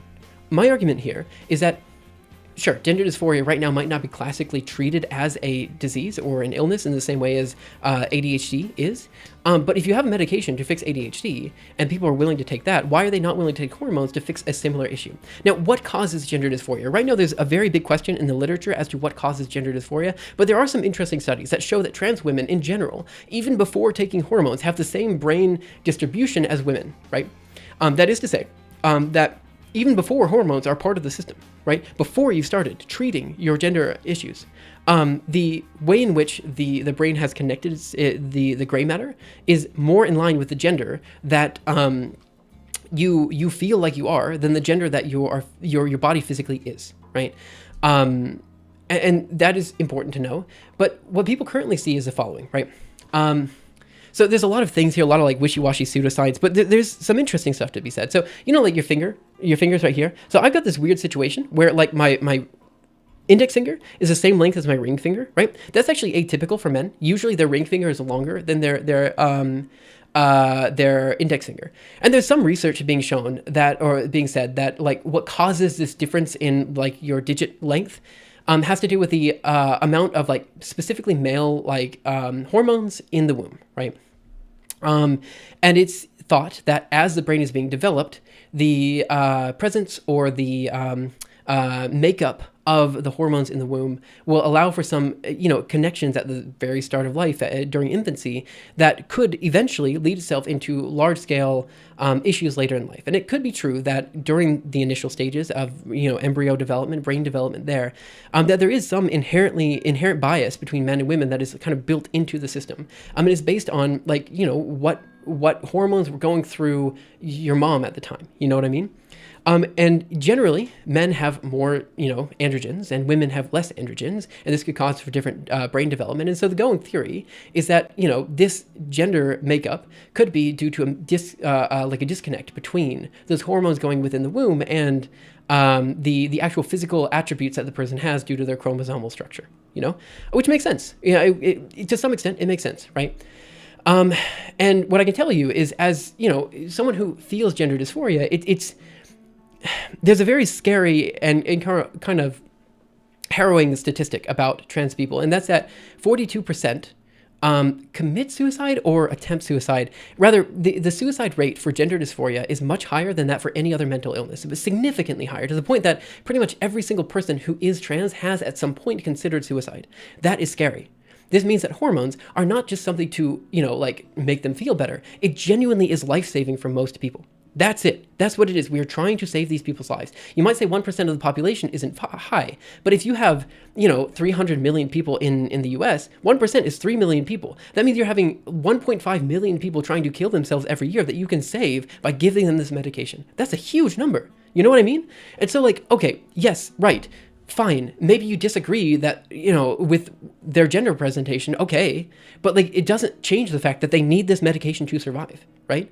And by denying them the ability to take this medication, you are impacting not only their lives, but the lives of their families and everyone else associated with them, right? That's a big problem, right? I'm gonna catch up on chat. I was going in the wrong bathroom. People would generally be more on edge if a man goes into a women's bathroom, whereas trans women, may not elicit the same reaction. I think in most cases is fair. Do you think the vast majority of people who transition have gender dysphoria. I think the majority do, if only because in order to get medication, you have to prove to a therapist that you have gender dysphoria to some extent for many countries. That's not always true, but I think the majority do, because otherwise, why would you do it? If you just feel better as the other gender, that's a good reason to transition. But if you feel awful being your current gender, that's more of an indicator that you should transition, right? You could probably deal with just being a little sad versus feeling bad. You know what I mean? And so in general, like, you know, the reason you're taking the medication is to better fit into society. That's it. That's what you're trying to do. You're trying to better fit into the rules and regulations that society has put into and enforced for men and women. Like, that's it. Is it weird that you're transitioning? Yeah, I guess it is weird. Maybe. But, like, does it matter? Should it matter? No, I mean, you're making yourself live in a society, whereas before you were unable to live, now you can. You're no longer going to be constantly second-guessing every one of your interactions because you feel it's weird that you're acting like a man when internally your brain is telling you you're not a man, right? It's these situations that keep coming up. Like, every one of your social interactions is painted by your gender, whether you believe it or not, right? And so constantly having to second guess every single thing that you do is just debilitating for most people. And being able to get rid of that voice in the back of your head telling you that this thing that you're doing is wrong, even though it's what society is telling you to do, it's worth it for most people, right? Let's just check my fingers, and you're right. I heard it's high. There's still people. But does the suicide rate go down with hormones? Because I read that it doesn't go down that much. To be fair, I heard it goes down a lot. I had read it had, but maybe I'm misrepresenting this. What I do know is that 95% of the people who take hormones are happy with it, right? Let's see. Not saying they shouldn't have the appropriate medication either way. Yes, drastically. Democracy is dying out. In the midterm future, the whole world will be split into two camps: the fascists and the communists. Yeah, that's an interesting take. I think there's a social aspect to people transitioning, and I also do think there's a link to mental health, which may be due to the fact that having gender dysphoria can cause mental issues, but I think it would be worth exploring whether it could also be the other way around. Let me repeat that statement. So I also think there's a link to mental health, which may be due to the fact that having gender dysphoria can cause mental issues, but I also think it'd be worth exploring the other way around. The other way around being that transitioning causes... Wait, actually, explain what you mean by other way around. I might be misunderstanding. Let me go ahead and catch up on the rest of the chat, and I'll catch up here. Let's see. There's probably a lot here I missed. What causes gender dysphoria? I cannot see the comments from Stuck Out of Space. The consensus on human being up to 1900s, the majority of the world today and around human nature is against the idea of trans people.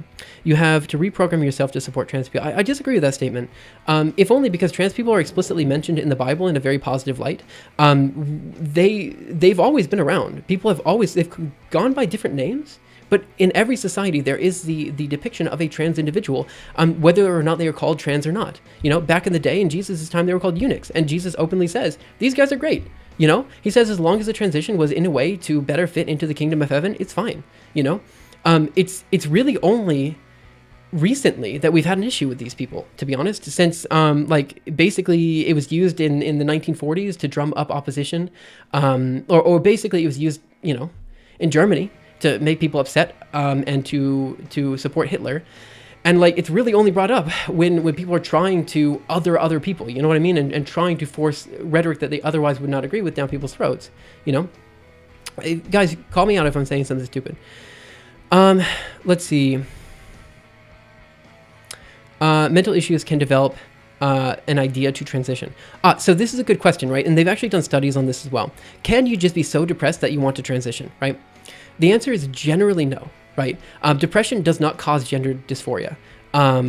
It could cause you to want to escape, but specifically to want to change your gender is unique to the trans experience. And so if you are experiencing gender dysphoria, it's one of those things you should definitely talk to a therapist about. You may be able to get through it without transitioning, but there is a medicine that can fix it for you, right? And the silent majority will be anarchist. Rodendro, nope, I just made this up. What is it, a TV? Wait, what are we talking about? A movie, pretty good. You should watch it. It's something high. 95% is a metric I remember, but I might be wrong. Let's see. Stuck Out of Space, it should be ancient culture, two-spirit, anyone? Yeah. It's 95%. How is it controversial at all? Yeah, it's literally, this medication has so much more of a positive, like, if people get knee surgery, right, that is, 100%, all it does, knee surgery, it is very little. It's not invasive at all. It is invasive because it's a surgery, but it's one of the things that only benefits people. It has like a 60% approval rate, but hormone replacement therapy is 95%. Like genuine, it's so high. Maybe 95 isn't right, but it's in the 90s. It's huge. You have basically nobody taking this medication is unhappy with the medication they've taken, right? That's it. And part of the reason is because to get the medication in most countries, you have to go through very rigorous therapy before getting it, right? Years sometimes of therapy before doing that. They make doubly, triply, and quadruply sure that you should be able to take this medication. And when you think about it, it's very weird that they have to make doubly and triply and quadruply sure to take the medication, because what does it do? All it does is it changes your fat distribution. That's it. It doesn't change your voice. It changes your fat distribution, right? If you're a man, okay, maybe it makes it so that you grow breasts, which is what most trans women want. Rather, if you're a trans woman, you probably want the breasts, you want the change of fat distribution. It doesn't change your voice any, you have to change that manually. Maybe it makes it so you can't have kids anymore. Okay, I mean, that's a fair price to pay, I suppose, if you're doing this, but everyone knows about this coming in, Like, it's not a medication that is so life-changing for people who don't have gender dysphoria or don't have this issue, you know what I mean? Let's see. What do you think is a reasonable age to develop fascists might target the vulnerable first and then come for others. Yeah, that's what happens. What do you think is a reasonable age to develop and then cement knowing whether someone has gender dysphoria? In the literature, it is split here. But I think the current law is that you genuinely cannot start taking hormones until you're over 18, and that's true for most countries. I don't necessarily disagree with this. I think it's a little bit dangerous because going through the wrong puberty, i.e. male puberty, if you're a trans woman, can actually be very debilitating. It's difficult, and I don't think we have the literature to support that, but I think certainly allowing people over the age of 18 to transition is fine. And puberty blockers for a short period of time is also fine as well. And I think this is not super, in my mind, it's not super controversial to say. I mean, because in order to get hormones or puberty blockers when you're under 18, to be honest, you have years of therapy before that anyway, and you've probably already gone through the puberty you didn't want to go through anyway. So, these were men who were castrated in order to be trusted in overseeing the king's domestic interests, especially in protecting king's harems, not trans. The biblical verse basically says eunuchs by... Fine. Let's bring this up.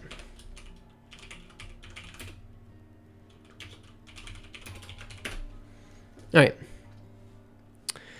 Specifically, he says, there are eunuchs who were born in that way, and there are eunuchs who have been made that way by others, right? And then there are those who choose to live like eunuchs for the sake of the kingdom of heaven. Okay, I was not talking about the first problem. I was not talking about the second group. I was talking about the third group, the group who chooses to be eunuchs. Yes, there are situations where eunuchs were forced to be eunuchs, like in the case that you mentioned. And there are those who cannot have kids for various reasons. But then there were those, even during Jesus' times, who chose to live this way. Right? Who chose to, again, castrate themselves so that they can better fit into the kingdom of heaven. Different translations have this differently, but that was the group I was talking about, right? The one who can accept this should accept it, right? You could argue that's not trans. And I understand that most people who are religious scholars might be arguing it's not trans, but I don't understand what these people are. If it's not people who are physically changing their identity to better fit into the kingdom of heaven, that is exactly what trans people are trying to do. It does not, and the argument here is also that these types of people have existed where they've wanted to change their gender identities for all time, and that is true, right? I mean, you can go back to any history, like any group of people, and there's always going to be some people who are trying to actively change the way in which people perceive their gender. Every society has these people, and they've always had these people. They've removed the need for psychiatrist evaluation prior to changing gender officially. That's so the question is whether that's fair. I think for adults, that's probably fair. For children, I don't think it's fair. But it depends. I think that's particularly historically accurate. They would put the need of the many in front of the need of the few, so they would have to support the nation in change. Not going through puberty is also dangerous. Osteoporosis is common. That's true, right? That is true. This is what I was trying to say earlier. If you... The problem is you need hormones to build the right bone density, and you need either estrogen or testosterone to do that.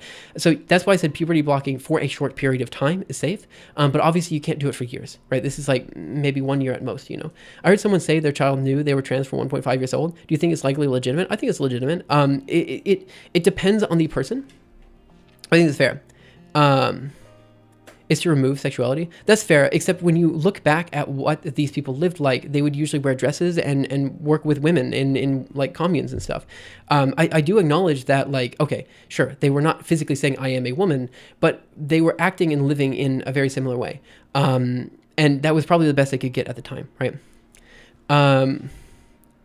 To be fair, I think the term eunuch back then was not so much gender identity, but rather celibacy and abstinence from sexual relations. It's not quite the same. I agree. It's not quite the same. You're right. Maybe I'm conflating some ideas here. But I think this is much stronger in favor of trans people than whatever the anti-trans. I don't think it is possible to be anti-trans and Christian at the same time. I think that those two things are not, you can't. Because the Bible, first of all, this is the closest thing that anything comes to in the Bible, right? I don't think that's controversial. I think this is the closest statement that we have.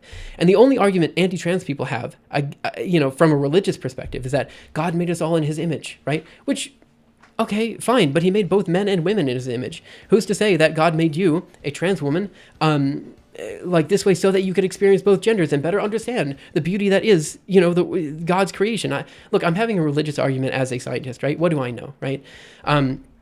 I've read through the Bible multiple times, and for the record, I have to point this out. I'm not talking about nothing here. I literally have a multi-translation Bible right here that I always keep next to me, and I actually look at fairly regularly. One second, let me try to pull it out. Sorry, it's under a stack of papers. It's right here. An interlinear Bible with all three languages of the original translation. You can read it. Here you go. Here's Hebrew. You'll see it? I'm just saying that, sure, I'm a scientist, but I have studied the Bible for years because I used to be very strongly religious. And it's, I don't know, you might have a leg to stand on, but so far I have not seen any anti-trans argument that actually comes from the Bible that I agree with to any significant degree. That is not just basically using the Bible to support, honestly, transphobic rhetoric. That's it. That's what they're trying to do. They're trying to force words into God's mouth that was not there. Again, I'm having a religious argument as a scientist. Maybe I don't know what I'm talking about. Take it with a grain of salt. But I do honestly feel that you should think about, here's my personal opinion. If you are spending a significant amount of time thinking about your own gender representation, you should talk to someone about it. If you are spending a significant amount of time thinking about someone else's gender representation, you should probably think about that and talk to a therapist as well, because that's weird. It's very weird, Let's see. This is completely hypothetical and obviously should never be done, but do you think shock therapy of trans people would be a concrete way of knowing it's legitimate, like they did with gay people? Because they showed clearly when they were still gay and that being gay isn't a choice. I don't really know, to be honest. Look, I mean, the fact that people are still willing to transition when everyone is against them, I think is already indicative of it not being a choice. But what do I know? As a Christian, I would say that you can't be anti-people, period. Doesn't matter who it is. Yeah, that's also my opinion here. Being a eunuch was most of the time not a literal choice, but forced to. This was done to the people until recent, where they got sexually removed because they were e.g. gay or rapists. Exactly. I agree with that statement. That specific Bible quote was talking about people who chose to live as a eunuch. Do you agree with the translation that a man laying with a man is an abomination, or do you think it's a mistranslation of pedophilia, like I've heard speculated? We could look at the verse. Tell me what the verse is, and I can look at the translation. I don't actually even remember the verse, to be honest. But I've heard that interpretation a lot. That's an excellent point. It's weird to be obsessed with others' gender and sexuality. Let me go ahead and catch up with chat on YouTube side as well. What about unisex toilets? Is it banned? I don't know. It's weird, isn't it? Would you love to give an actual percent about, would you love to give an actual percent of how much hormone drug helps prevent gender dysphoria? Yeah, look it up. Tell me. Another thing I'd like to add is that supporting trans people is opening the doors for transhumanism. What is transhumanism? Are you talking about people who want to be are you talking about furries? Is that what you're talking about? Many people believe that there are issues with our prescribing amphetamines for kids for ADHD too. What I will say is the following. I don't know. So I'm not a, I am not a, how do I put this? I'm not someone, if the expert opinion is to do X, right? We do X. If later we find that X was wrong, that's okay. We change course when we find that that's wrong. That does not change the fact that we have to do things now based on the current education standards that we have, One second.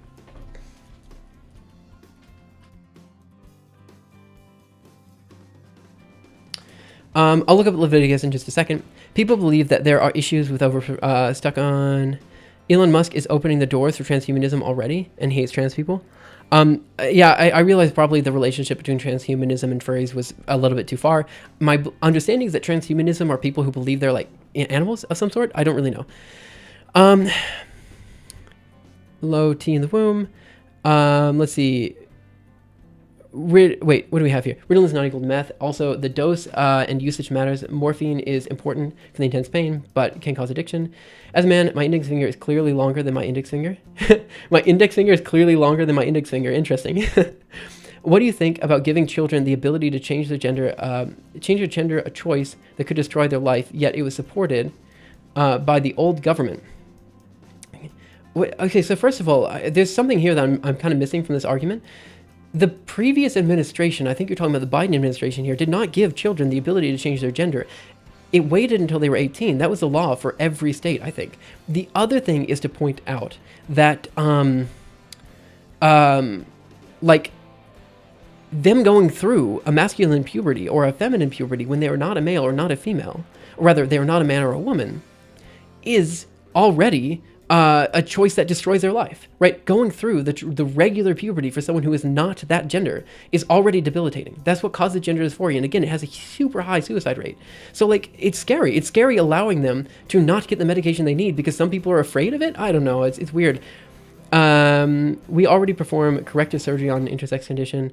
The only reason it could destroy their life is because they have to deal with people like you. Also, no gender-affirming surgery is currently performed on trans children. Exactly. I, for one, believe that people should not be forced by the government to do... One second. I'm sorry. I messed up on the furry thing. I didn't know what they were. I'm sorry. What do we have here? Okay, there's some stuff I have to do here. One second. So, somehow YouTube just like propped me back down to the bottom. I missed like a whole bunch of topics over here on the YouTube chat. And I don't know if I can follow it. Yeah, there's a lot here. From religious perspective, trans people of varying degree were mentioned in classical books of Islamic jurisprudence on level. Look, I'm not gonna be able to catch up on the YouTube chat, guys. I'm so sorry. I'm not gonna be able to catch up at all. And to be honest, I'm now acknowledging I really should not have brought up the Bible at all because this argument is apparently going south. Let's see. Gender-affirming surgery currently performed on trans children. Without the objective morality, we are wandering blindly. Intellect can get us so far. The proof being the controversial topics like this, we should return to the revelation of God and base our morality on it. Okay, fine. Let's take that argument at face value. Let's take that argument on face value. What do you do with Catholic people, right? Like, what? So Catholic people believe in the Pope over the Bible. What do we take? What about Mormons who have the Book of Mormon? What about? I don't know. It's much. It's a bit much to argue that even within Christian dogma there is an objective truth. Baptists believe things fundamentally different than Methodists, who believe something fundamentally different than Lutherans, right? These are all different, you know. And sure, there are some objective things that people can say, but even then, like this person brought up a verse from Leviticus, whatever it was, 1920. I don't know what it was. I'll look at it in a second. But like, what? Most people acknowledge that there are some verses in the Old Testament that people don't like. You know, you can't wear polyester clothing if you follow the Old Testament by the book. I don't know. Basically, people have some moral structure and they pretend it's religious when it's not. And I really should not have this conversation anymore. I'm going to skim the rest of the YouTube chat, and I'll kind of catch up on Twitch chat, and then we're going to move on to the next topic, because I think there's a lot of ignorance being had here, and there's a few other things to talk about here. Let's see. Transhumanism is just the elevation of humans to beyond what they currently are, like increasing lifespan, augmenting themselves with tech. Oh, okay. I thought it was something else. I thought it was like transhumanism was the ability for humans to identify something beyond human, like to identify as like an AI or something. I'm not sure. I didn't know what it was. It was talked about more like a decade ago, but I haven't heard of much recently. So they're talking about these topics. I wonder if God, I'm an atheist, less pedos. Unfortunately, I cannot allow that topic, but I did read it aloud. I'm going to have to deny that one just because I don't want the conversation to get into that discussion, but I do appreciate the point. Why are you researching this? I'm not actually researching it. I am a researcher, and I'm talking about issues. You do you. I'm totally for transhumanism. I want to take off my arms and fit guns to my shoulders. Oh, what a day. What a day. How many distinct Christian denominations are there? From a religious perspective, trans people are varying degrees were mentioned classically. I'm going to catch up on chat. I'm going to skim. There's so much here that I missed, and I'm so sorry about that, guys. Can you pull up a meta study about how much hormones can help prevent suicide? Could you do that for me and send it here? And I'm willing to open it up. I've seen some meta studies, but I don't have the direct links to them right now, and I'm asking that you do it for me since you're the one interested in this topic. The specific numbers. I can agree with that particular point on historical presence of trans people, but you must admit it's a minority or at least a quiet majority among religious interpretations. Focusing on trans LGBTQ is exactly what they want us to focus and fight for. Exactly, I agree with this statement as well, in order to not focus on how it's really a class issue, right? Right-wing people care more about young people doing severe bodily transformations than hormones. That's fair, but again, remember gender-affirming surgery is not allowed on youth. That's just not allowed. Nowhere is that allowed. So it's kind of like one of those, it's like a smoke without fire type of situation. All this discussion has not really a point. Let the people do whatever makes them feel good. Why does it have to be so high on the priority list? Exactly my point as well. I don't understand why we care about trans people. Trans people don't want you to care about trans people. Cis people don't want you to talk about trans people. Nobody wants to talk about trans people, right? This is not an issue that people want to be brought up because by and large, everyone was happy with the previous solution of basically ignoring them unless it comes up in conversation. So I don't know. One thing is allowing people who really need a cure for their brain, but with all the buzz about acceptance, it can become a fashion. And the hard part is to distinguish when people want it for fashion versus actual treatment.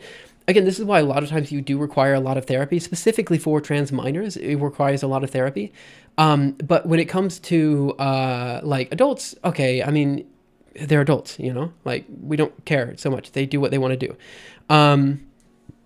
Let's see, what are your views on trans people in sports, specifically combat sports and trans women in combat sports? Look, this has already been studied for individual sports, and we had guidelines for trans people in those sports due to those studies, and for some reason people were not happy with those studies. I will say the following: once you're on hormones for a significant amount of time, you will generally have less testosterone than cis women. So that means your muscle mass is generally less, you have less muscle mass than cis women when your height is taken care of in the equation, right? So a cis woman of equal height to a trans woman will generally have more muscle mass if going through similar training, right? However, you could argue that because they went through a masculine puberty, their bone structure is male, which in some sports could give you an advantage, right? And so it's not clear to me that trans women actually have an advantage. But I also acknowledge that this whole trans women in sports thing is literally just there to rile people up and make them upset. That's it. And I think the trans experience is acknowledging that there are so many things you're not allowed to do because you are trans. I think it is fair to add one more thing to the list just so that we can get some baseline level of acceptance for these people. Thank you for that. Let me see what this says. Copy link. Go over here. Paste that. There is a need for continued research on suicidal outcomes following gender-affirming treatment, future research that incorporates multiple measures of suicidality and adequately controls for the presence of psychiatric comorbidity, substance use, and other suicide risk enhancing factors is needed to strengthen the validity and increase the robustness of the results.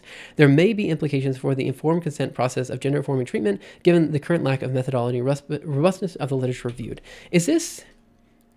when was this out? This was out in 2023. I think I remember this study going around in that it was actually kind of weirdly biased against certain things. But look, long story short, there are things that we can say.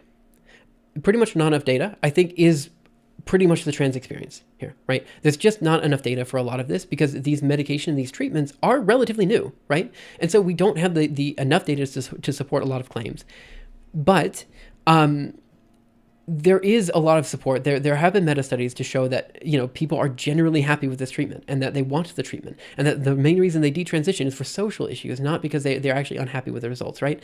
And so making these people who are incredibly depressed slightly less depressed, I think is fine. Like this, it's fine. Only trust statistics you've created yourself. That's fair. Like maybe we should be like further relying on this. But I think you're right. Not enough data is a very clear, it's a truth here. Do you have no arguments? Just reproduce whatever fairy tale book says. Okay, I see the YouTube chat has gotten kind of crazy. In Islam, women are regarded as lesser person. They get half the inheritance. Their witness testimony is weighted half. That's crazy. But also, I'm not Islamic, so maybe I don't understand. But it still, to me, sounds crazy. I'm pretty confident that analysis and compassion is what makes them easy to deal with. Religion tends to just give people answers to believe in, regardless of how wrong their answers are. Thus, once we agree on Islam, sound hadith prove it's wrong to change the gender or change your nature in any way. You mentioned you'll cover this from a religious perspective, so added my perspective. Yeah, that's actually fair. I did not recognize that Islamic doctrine was so... So to be honest, I don't really know so much about Islam, and maybe I shouldn't have brought up the Bible because, of course, I only know the Christian perspective, and particularly the perspective of myself as an ex-Lutheran, right? Which I believe does kind of resonate with a lot of voters as they claim to be Christian. But in terms of Islamic faith, I don't know. I actually don't know how it's regarded or anything really related to that faith. So I'm willing to listen there. Let's see. Of course, you think it's so obvious while arguing in favor of suffering of millions. Great, just what we need. I was hoping you'd be a sympathetic religious person. Why does it matter what a book says? Anything bad about it? Let's look up Leviticus 20:13. Let's do it. All right, let's see what it actually says. Bringing it out. We have Judges. So what Leviticus numbers Judges Ruth. So Leviticus comes before Judges. Wait, do you remember? Genesis, Leviticus. Genesis, Exodus, Leviticus. Here we are. And it's 2013, you said? Oh, is it 2013? Where are we? 20, verse 13. Oh, it's been a while. So what does it actually say? 20, verse 13 says, "And a man who lies with a male, as one lies with a woman, both have done a disgusting thing. They shall certainly be put to death. Their blood shall be on them." Right. So now we have to look at the actual definition of man and woman here. But basically it says if a man lays with a man as a woman would, then they've done a disgusting thing. I don't know what that means. And I don't want to talk about sex here. So I'm not really going to qualify that, but I will say that is what the verse says. Depending on your interpretation, that could be against gay people. And actually, I've said before, if that is your interpretation, I guess it's kind of fine to be against the LGB part of LGBT if you're Christian. But against T is a stretch. That's my issue. I understand if you're against gay people. I disagree with it. I understand if you say that. But I against trans people, there's nothing, if only vague support. So... do you think there is a reasonable concern about mass immigration from a certain culture into another culture that has severely contradictory values? I think, yeah, maybe, right? I think a while ago we saw something like this, didn't we? We saw a whole bunch of people immigrating into, where was it? Was it Sweden or something like this? We've seen this before in history, and yeah, there is reasonable concern here, right? And especially with climate change and everything, as this type of stuff becomes more common because of, climate immigration. It's quite likely that we start to see something like this happen that's going to cause a lot of people a lot of harm. I'm sorry about the furry discussion. I really thought it was I did not know what transhumanism is, and I have to apologize for that. As if furry is going to scare me? Literally, let's see. All right, I have a lot I'm missing here. Sorry, I can't post a link here. DOI? Yeah, DOI is fine. Go ahead. You know what that means? In the Bible, you can be a top. I guess I don't even know what that means, to be honest. It's very clear what it means. Do you really expect people 2,000 years ago to have any different opinion? Yeah. So let's talk about something that I spent a long time on. So part of the reason I studied the Bible so much was because I actually had a somewhat right now it sounds like a sexist question, right? Solomon in Psalms and Proverbs and all this distinctly represented wisdom as a woman, right? Which was weird to me. I was like, why would you do that in a situation where like everyone is predominantly sexist? It's kind of weird, isn't it? And that's been a long time looking up why this might be the case. From a biblical perspective, it was probably like unnecessary amount of time here. I spent years looking at this. I kind of got an answer in that, like, there is a definition of wisdom in Job that says that wisdom is the fear of the Lord and understanding is to shun all evil. And I was like, well, I guess it could be said that the fear here is more of a respect for a person of more importance. And at that time, because the culture was so sexist, then the fear of the Lord could be related to the fear of man in a relationship, fear being respect.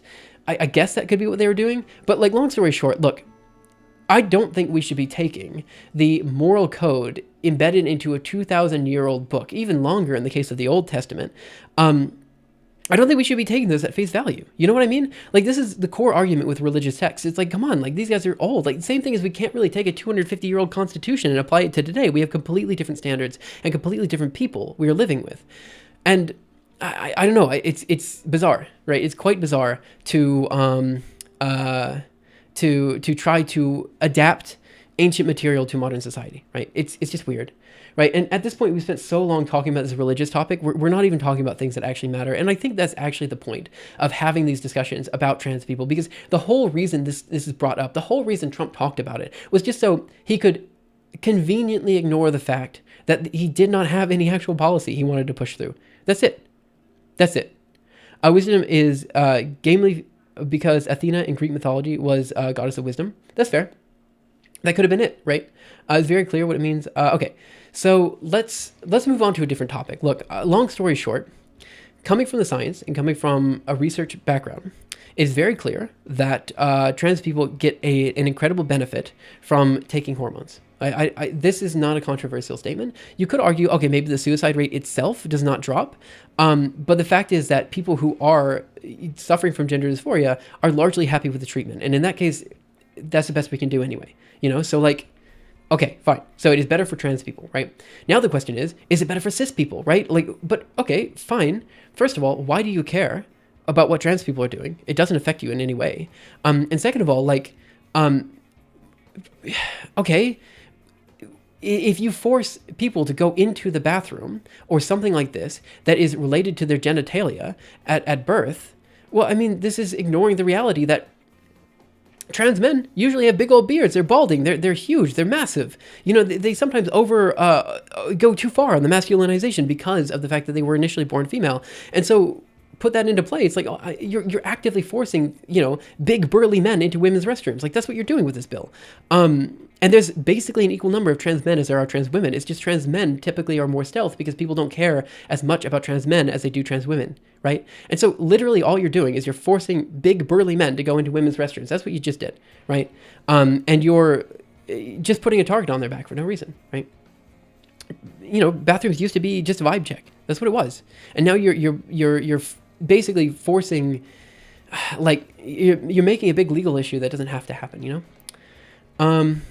Are we taking hormones of their OG gender or hormones of the gender they want to become? This is a big question because gender, okay.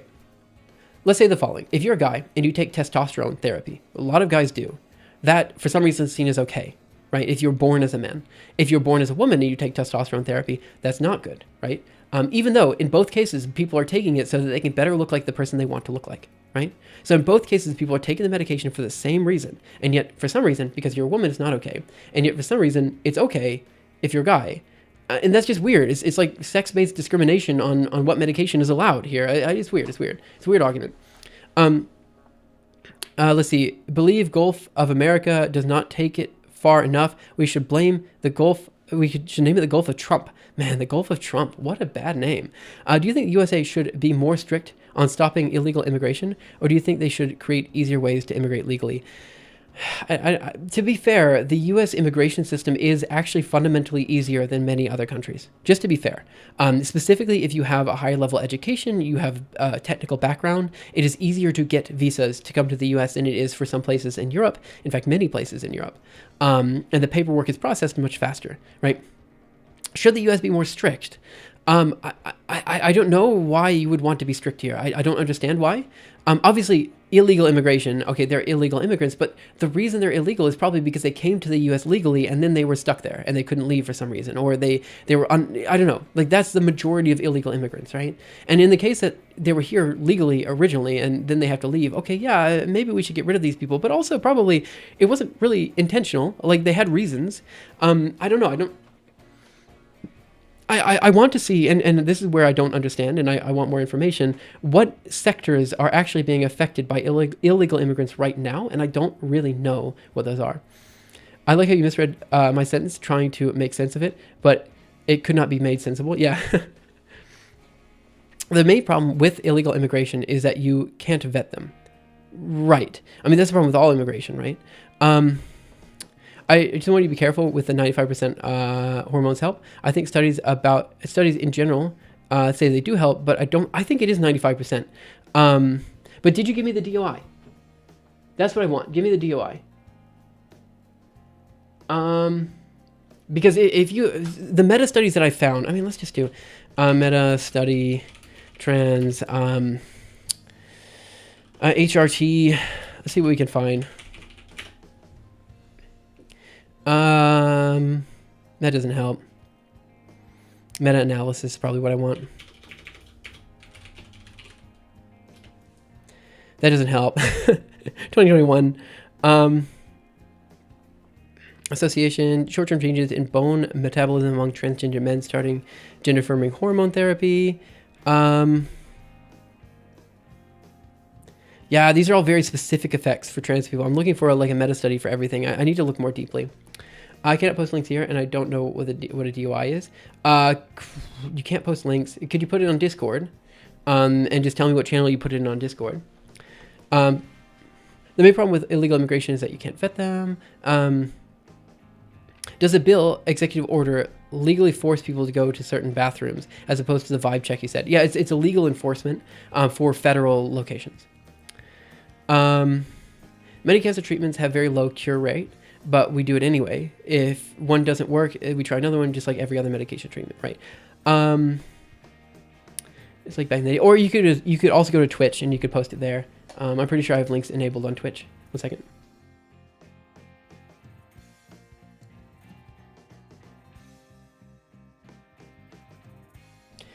Okay, but it just was a study title, perhaps? That's fine. Yeah, the study title is fine as well.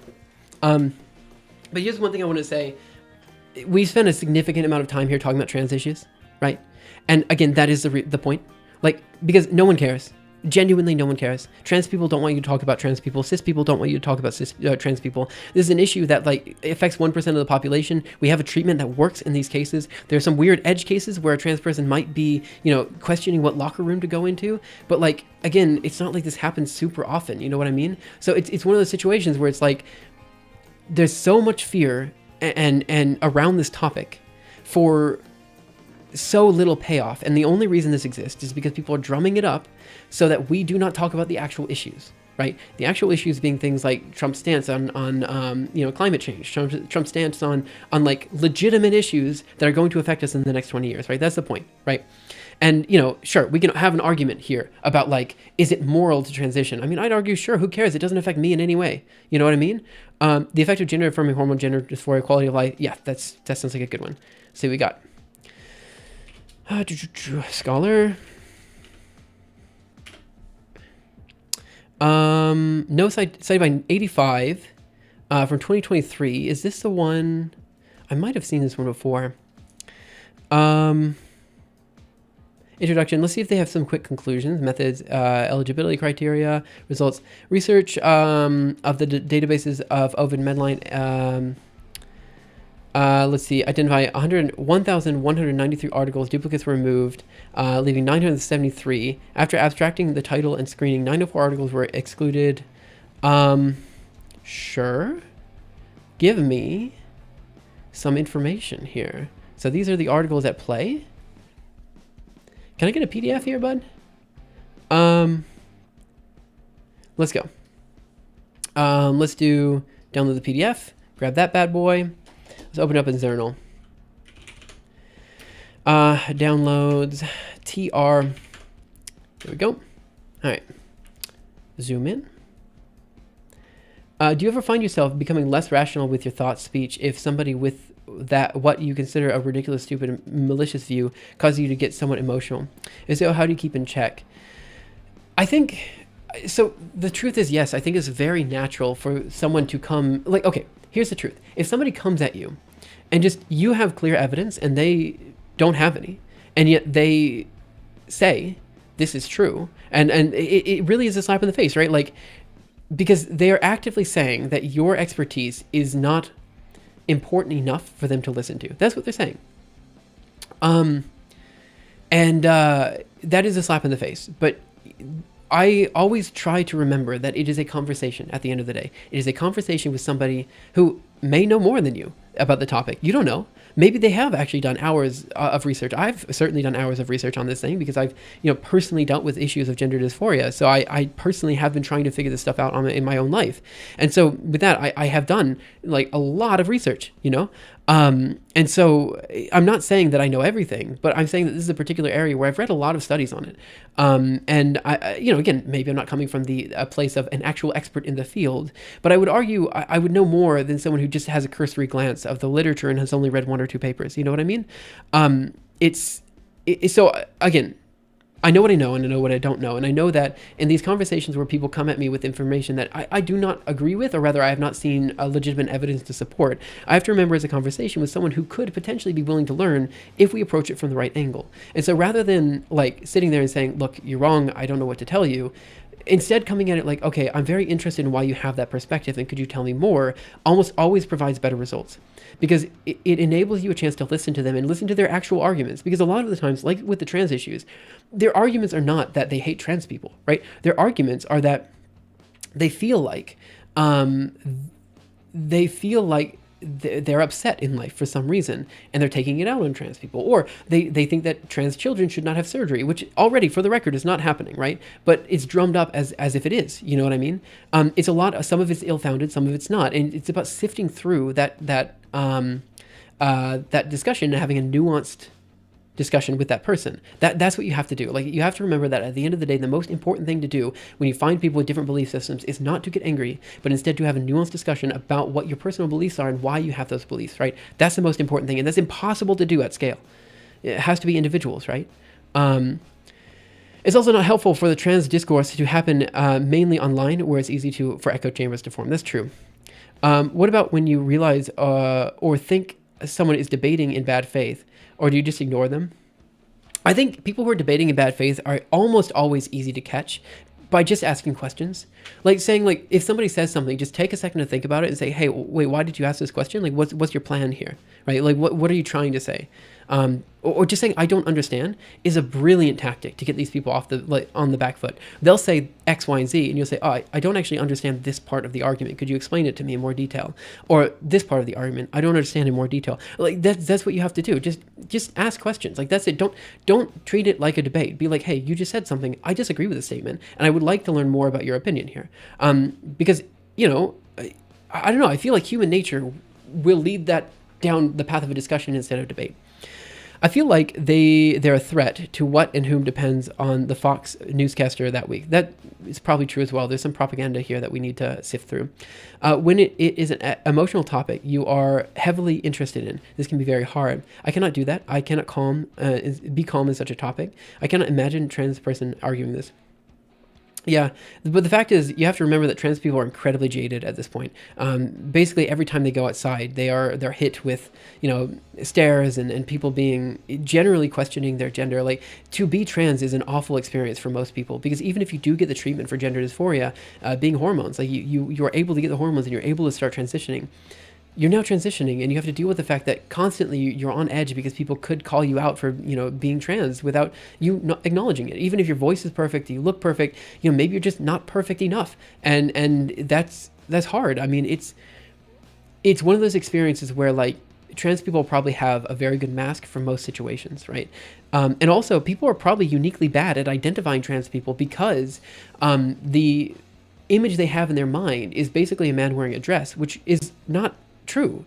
I mean, sure, there are some trans people who, after transitioning, maybe they don't get rid of, like, they have not transitioned to such an extent where they can, like, adequately pass as a woman, but certainly you would not look at that person and say that is a man in a dress. You know what I mean? Or the other way around, a girl wearing, well, to be fair, because women's fashion is more like varied than men's fashion, you could always go with the tomboy approach for women and be like, oh, that's just a tomboy, that's fine. But the point is, like, yeah, there's a lot of arguments here, and I think it's my argument is that trans people are probably uniquely qualified in having a calm debate about this, because they have to debate their existence all the time. The discussion should be very nuanced, as you say. Honestly, I'm not qualified to talk about it. I will say before I talk about surgery is maybe talk with a therapist to lay out and be sure whether you want to go forward or not. This is true. Every single trans person has to. Oh, okay. There are some countries where this is not true, but pretty much every single country forces you to go through years of therapy before doing surgery and before doing hormones.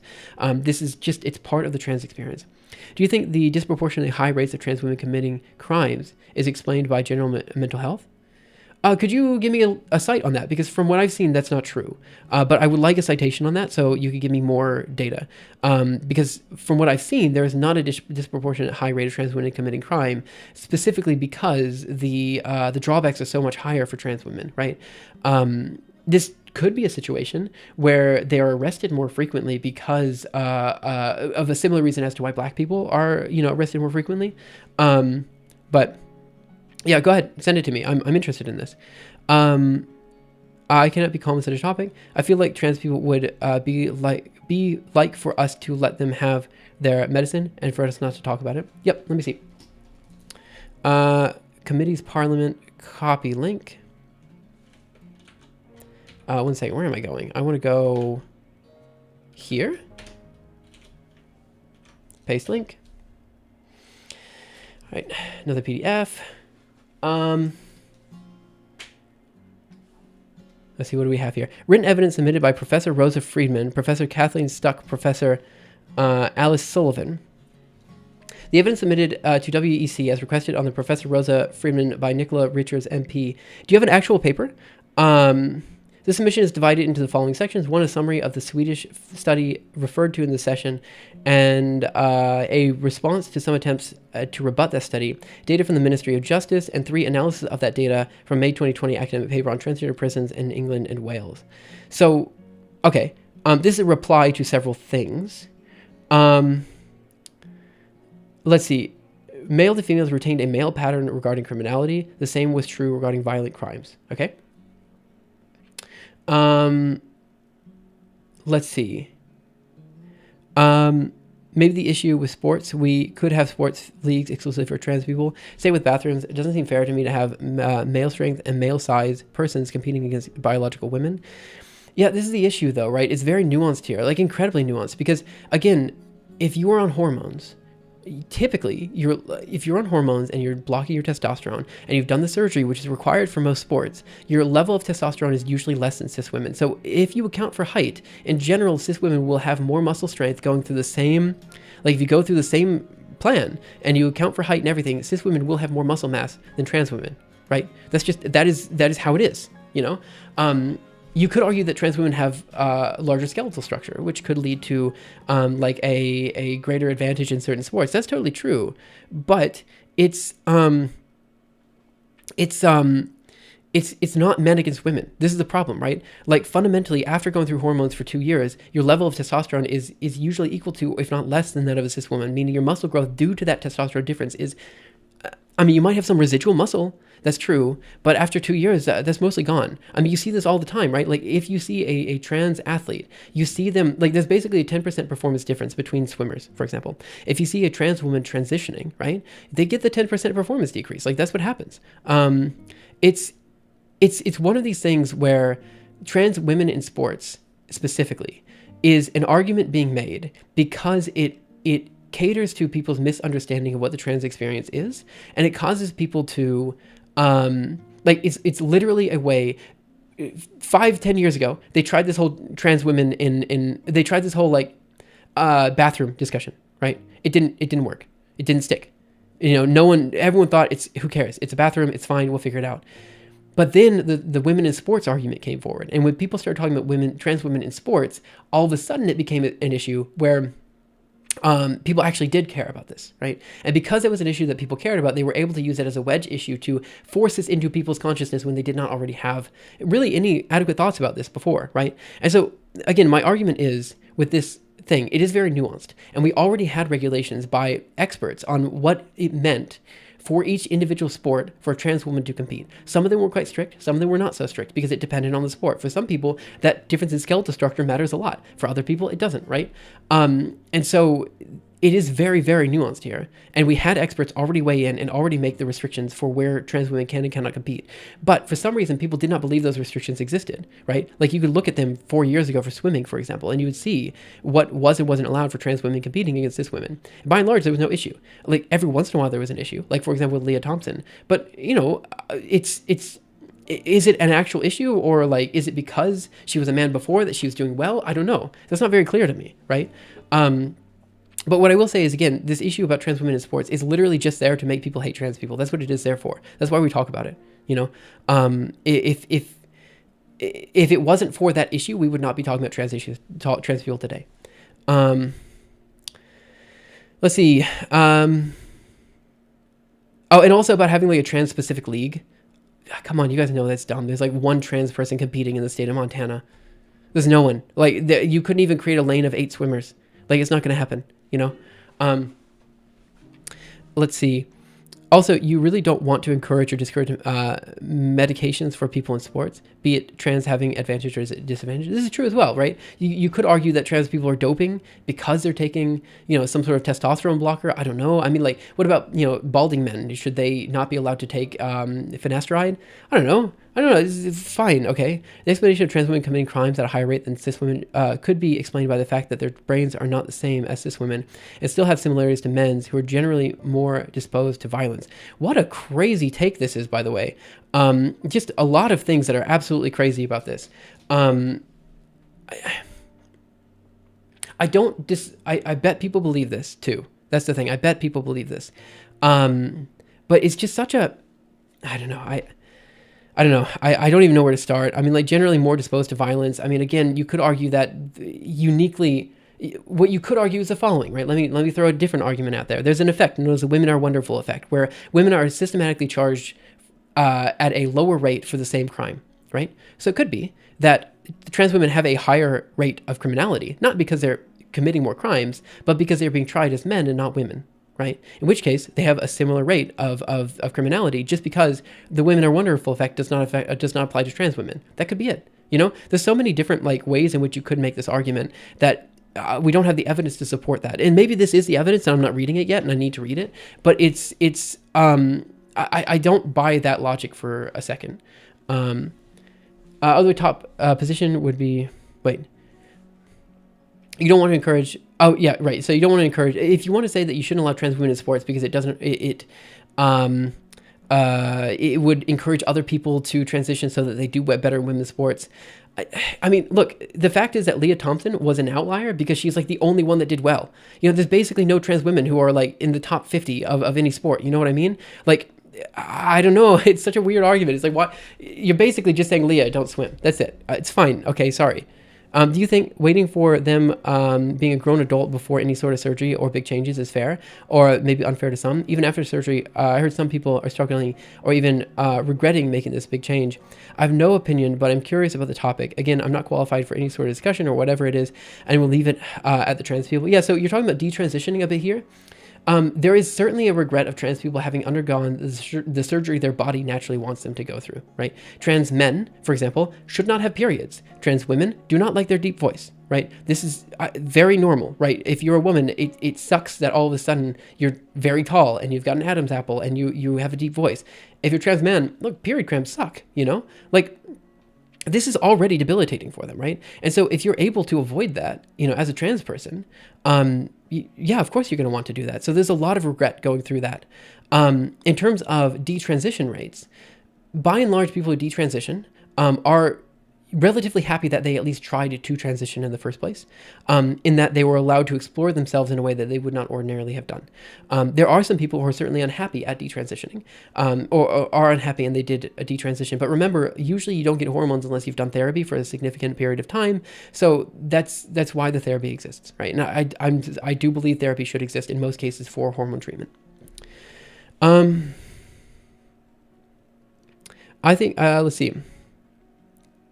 Trans in sports and minors should be default allowed until there's enough evidence to the contrary. I actually think maybe it should be default. I don't know what it should be, to be honest.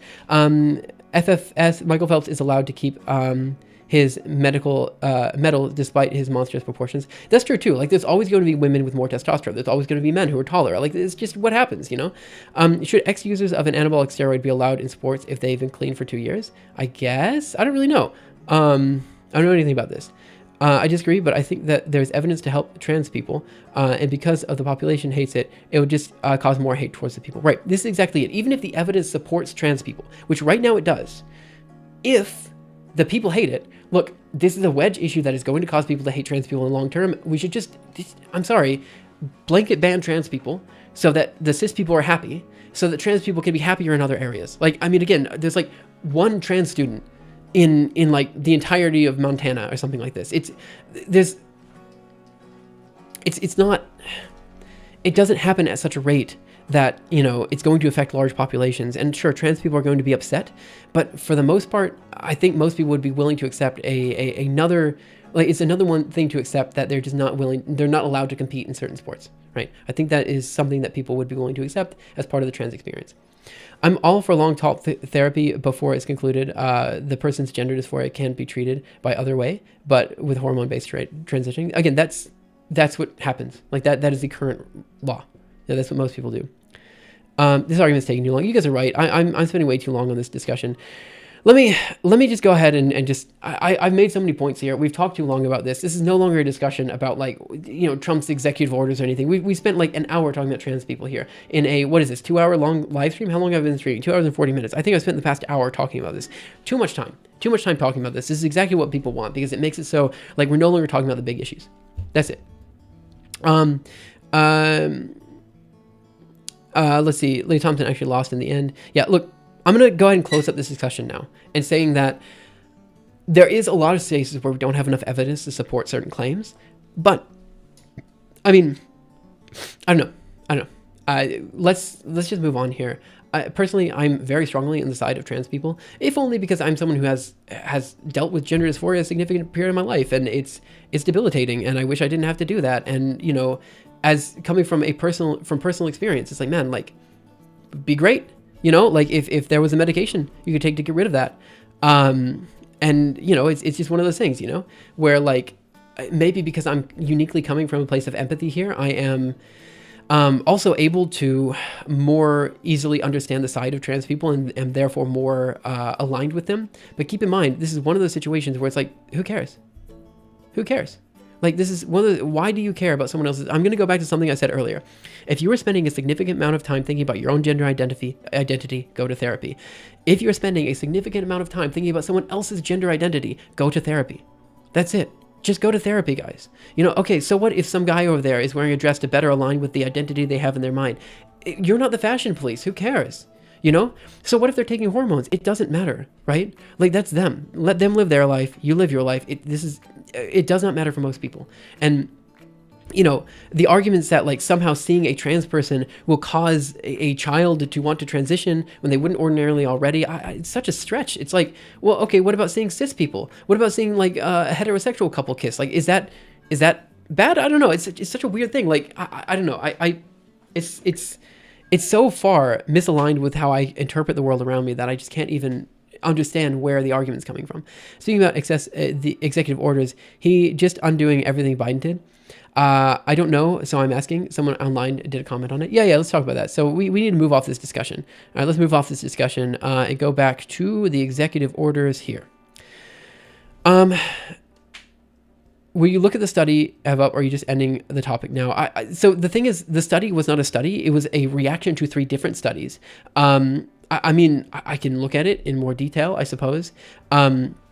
but I need to read the actual studies instead of reading the response, because I don't actually know what that was about. It seemed to me like that was a couple of opinions from some professors on some topics. But I would like to see the 3 original articles and then read those. And to be honest, we've been on this discussion for so long, I'm going to move on. Sorry about that. The researcher's perspective is pretty relevant because a lot of Trump's momentum comes from distrust in academia and institutions. I'm not a Trumper, but I lost a lot of faith in science because it felt like things were being pushed regardless of what it really was. Yeah, tell me more about that. I want to learn. What do you mean? What was being pushed? They care about it because they feel they influence society through commercial and enabling this behavior, and it will catch on as a virus. I honestly believe this is what the right fears. Yeah, I don't know. You're telling me that every single person is going to go through the pain of transitioning? Like every trans person, if there was a button to immediately turn them into the other gender, they'd press that button. The trans bit of their identity is usually only there because they have to be. They have to transition to feel normal, right? I don't know, guys. Like, you're telling me it's like if you see, I don't know. Like, I don't know, if you see a friend of yours with like an extra arm, you know what I mean? And somehow they have to get the extra arm surgically removed, right? There's not going to be a giant wave of people surgically removing their arms. Like, it's just not going to happen, because not everybody has the extra arm to begin with. And some people might be happy with their extra arm. I don't know. I'm guessing they're alluding to COVID science, communication missteps. Yeah, I mean, we can talk about that. So, for example, ivermectin was mocked, and you were assumed to be an idiot for even talking about it. No one cared ivermectin could actually help. Well, I maybe was an idiot who did not believe ivermectin could actually help, because from the studies that I heard about, and again, I did not read these myself, ivermectin could only help minimally, whereas getting an actual vaccine would help tremendously, right? And so if you're doing if you're trying to convince people to do to stop COVID, you obviously want to use the medication that is going to stop COVID. And ivermectin, to be honest, I don't know. Maybe it does help, but even if it does, we know the vaccine worked. And so why not just use the vaccine? In terms of the many missteps, I do agree there were many missteps, but here's what I believe, right? When it comes down to it, right, we can only act on the data that we have at the time, right?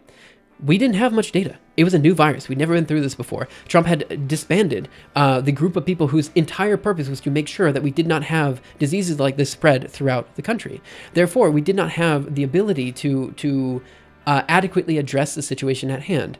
And so when you have a certain amount of data, you work over that data. And then when new data comes up, it's the nature of a scientist to change their opinion when new data arises, right? It's not necessarily a misstep as much as it is, okay, you could argue the differentiation, like Fauci versus Trump was a misstep because there was some discussions between those. But, the stuff Fauci said, I generally trusted. Like he said, use this type of mask, don't use this type of mask. Well, that's because from the evidence that we had at the time, that was the best course of action. Then we get new evidence, we change the course of action. That's the nature of learning, right? Because if the virus was as terrible as everyone said it was, you want to be able to treat it in every way possible. If someone gets a vaccine late or not at all, you still want to be able to treat that patient. You want to have all options explored in good faith. That's a fair statement. I think one thing to keep in mind is that a lot of these people who are claiming alternative treatments are also distinctly anti-vax, right? In which case, we as a research community, again, not necessarily me, but the researchers were focusing incredibly hard to get out an incredibly novel vaccine that had never been seen before, never been done in that way before. That it's interesting, right? The fact that we were able to pull it off is crazy. To have people who are not as well, to have that narrative muddled with a bunch of different methods that are dubiously true, right? Makes it erodes the trust in scientists, which is obviously what happened. And if it erodes the trust in scientists, well, what can you trust? You know what I mean? It's a situation where I realized there were no really good I don't know. I don't know. Again, you work with the evidence that we have, and the evidence that we had at the time said X, so we go in this direction, right? Maybe there were studies afterwards that said ivermectin could be useful, but at the time we didn't have the studies to support that, nor did we have the time to do those studies, right? We had to act as fast as possible, so we did. I think that's the issue. Researchers need to stick to the science. They should not be shaping narratives, in my opinion. But what narrative did they shape, right? Researchers sat here and said, we're getting this done. They got it done, right? They did. They got the vaccine that worked.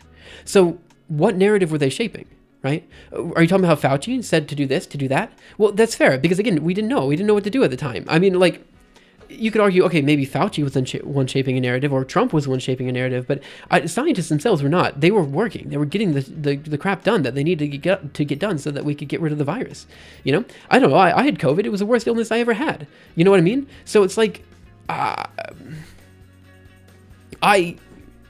I'm happy I got the vaccines. Otherwise, I could have died from that. I don't know. Some people are immunocompromised and can't take the vaccine. So you also have the situation where we simply do not know what the long-term effects of using a vaccine with an mRNA-based delivery vector are. This is a true statement. I'll agree with that. But yeah, I mean, look, I don't know. I still don't think there were as many missteps as other people think. Are there studies where ivermectin helped COVID? Yeah, that's my question. Are there actually studies here? Because I don't know of any. Let's see. I feel like the fear is cultural thing. Yeah, the culture war is everyone's trying to fight this culture war when there doesn't need to be one. So many more studies showing ivermectin doesn't help without zinc, vitamin D, etc. Right. The problem, pharma has a product and a bridge to sell you. Yep. It is true that we are very reliant on pharma, and maybe that is an issue.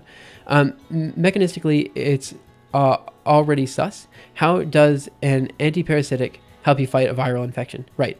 I remember trying to read on it, and I haven't found a single reputable study on it that said ivermectin helped. Right. This is also my opinion as well. But again, maybe these people have information I don't. MMA is also transhuman. What is MMA? Whereas high doses of ivermectin can cause paralysis, basically how it kills worms by paralysis, and we're just bigger than a worm. Right. Some people are immunocompromised. Very good point.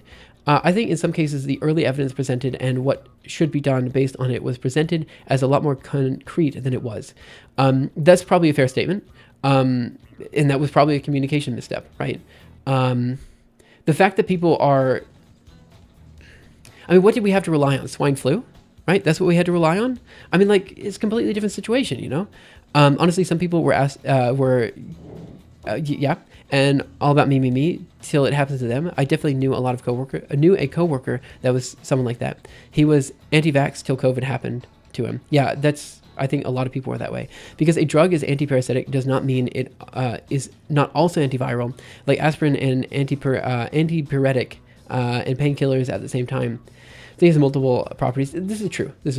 Honestly, Leos, what I have seen myself entering academia is that the canonical view that researchers base their opinion on findings instead of vice versa is sadly false.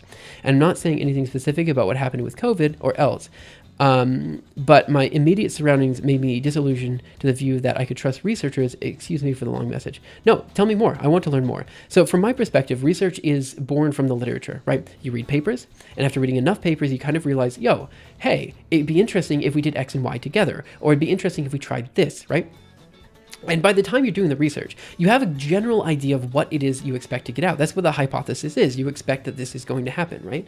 Sometimes you do exploratory research where you're not entirely sure what you're going to get, but you're pretty positive that this is going to be the result. When you get the results, if it is different than expected, you go back and try to figure out why it's different and make sure that you actually had a clear idea as to why that is the case. Sometimes, if it is exploratory research, right, this is a case where you need to publish the result because people need to see what the results are to base findings on. And sometimes the result is better even than what you had expected coming in which case you can publish it and even be better. And some of this is salesmanship, right? Some of it is writing a paper in such a way that the results are interesting enough that other people are willing to read and cite it, right? There is some salesmanship to play here. But to argue that the act of research is somehow more biased than... I don't know. I don't really know what the argument here is. I guess the argument is that, like, researchers are not thorough enough, which could be true in many areas. That's definitely true. But, over time with enough papers towards the same area, you do tend to get a consensus. And that consensus, I do believe, should be trusted. Also, I know we moved on from the topic, but do you think you will look at the link I sent at some point, as I would be interested to know your opinion on it? Yeah, I need to pick the link back up because I accidentally deleted it. Where was it? This one. Copy link. So, to be honest, I don't really know if this is particularly a discussion that I want to have. And the reason I don't necessarily want to have this discussion is because I don't know if there's so many factors that are coming into play about the rate of criminality of trans women that I don't know if I could ever even trust this study. You know what I mean? Like, because there's so many things at play here. And, from my own experience as a guy who has been harassed multiple times, and, like, it's one of the situations where the dichotomy between men and women, it's so strong that, like, it's one of those things where it's very difficult to have this discussion in an unbiased way, right? And with that in mind, I don't know if this is necessarily something I could trust, because I know for a fact, no matter what the results are, it's going to be used for propaganda, for or against ideas that I believe in, right? So how is COVID relevant to Trump 2025? That's a good question. We're talking about the eroding, we're talking about how scientists have, we're talking about things that have caused people to no longer trust scientists, I think is what we're talking about. Next pandemic candidate already exists. Yeah, I mean, yeah. Do you have to be in a university to do research? Let's say you want to do CS. I want to know. You really inspire me to learn a lot more. I'm not even joking, being sarcastic. I mean, hey, I really appreciate that. No, you don't have to be in a university to do research. Research is the act of taking some papers, reading about it, figuring out where you want to go. If you like reading papers, read some papers. Find something that you find interesting, right? Could be in computer graphics, could be in cryptography, could be anything. Just find papers, read them, and then go from there. You don't have to be in a university to publish. Admittedly, it is sometimes a little bit harder unless you have a guide. And so if you are in the situation where you want to do research and you want to ask someone about it, just post it in Discord, and I'm more than willing to chat about it. Researchers research the topics they are invested in, and when you are invested, you have opinions that has a danger of confirmation bias. Yeah, that's true. That is true. But I'm trying to think of a situation where having a researcher that's not invested into the topic would actually be a better outcome. Like, I mean, look, there's plenty of times I've done research and the study has just provided results that were not good. That's happened many times. And I just did not publish those results, or else I published the null result or something like this. You know what I mean? Like, sometimes it happens that no matter how invested you are, it's just a disappointing result. That happens all the time, right? You don't have to make up the fact that the result was disappointing. You might still have to publish, depending on the situation at hand, but you don't have to, like, lie about the situation. I just read a crap ton of Substack articles on the topic. Also practice a lot your Python interpreter. It seemed to me that I and my colleague had a large impact on the outcomes we could show, and my interests did lie in a particular outcome, and none of my colleagues really cared about honestly ignoring the subconscious effects on the research we did. I completely agree with Nightchild. I don't really know what the argument here is. The argument is that you shouldn't have a hypothesis. The argument is that you shouldn't... Yeah, what is the argument here? I don't really know. This is solved if the study is reproducible. Right, exactly. And in principle, everything should be reproducible. In fact, sometimes they're not, and that's a big problem right now. All I'm saying is that relying on experts seemed to me a bit dangerous. Okay, but what's the other option? Like, you're not going to rely on somebody... If somebody has spent 20 years of their life studying the climate, I will trust them about their opinion on climate science more than I would trust my own. They spent years studying this topic. I have not, you know? If somebody is an economist, I trust their opinion on the economy. If somebody's an electrician, I trust that they can come into my house and they can fix my electricity, you know? If they're a plumber, we had to invite someone over to my house the other day to fix the blinds because we have these weird electronic blinds. I don't know how to fix that. Like, I trust experts. They know what they're talking about. I don't, right? That's the core... I would trust somebody who spent time studying something more than I would trust myself.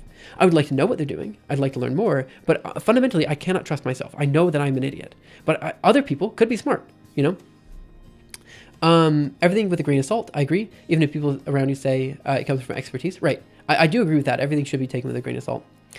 Next pandemic candidate, yeah, good luck. Enjoy your raw milk and eggs before bird flu. Yeah, I don't know what we're talking about here anymore.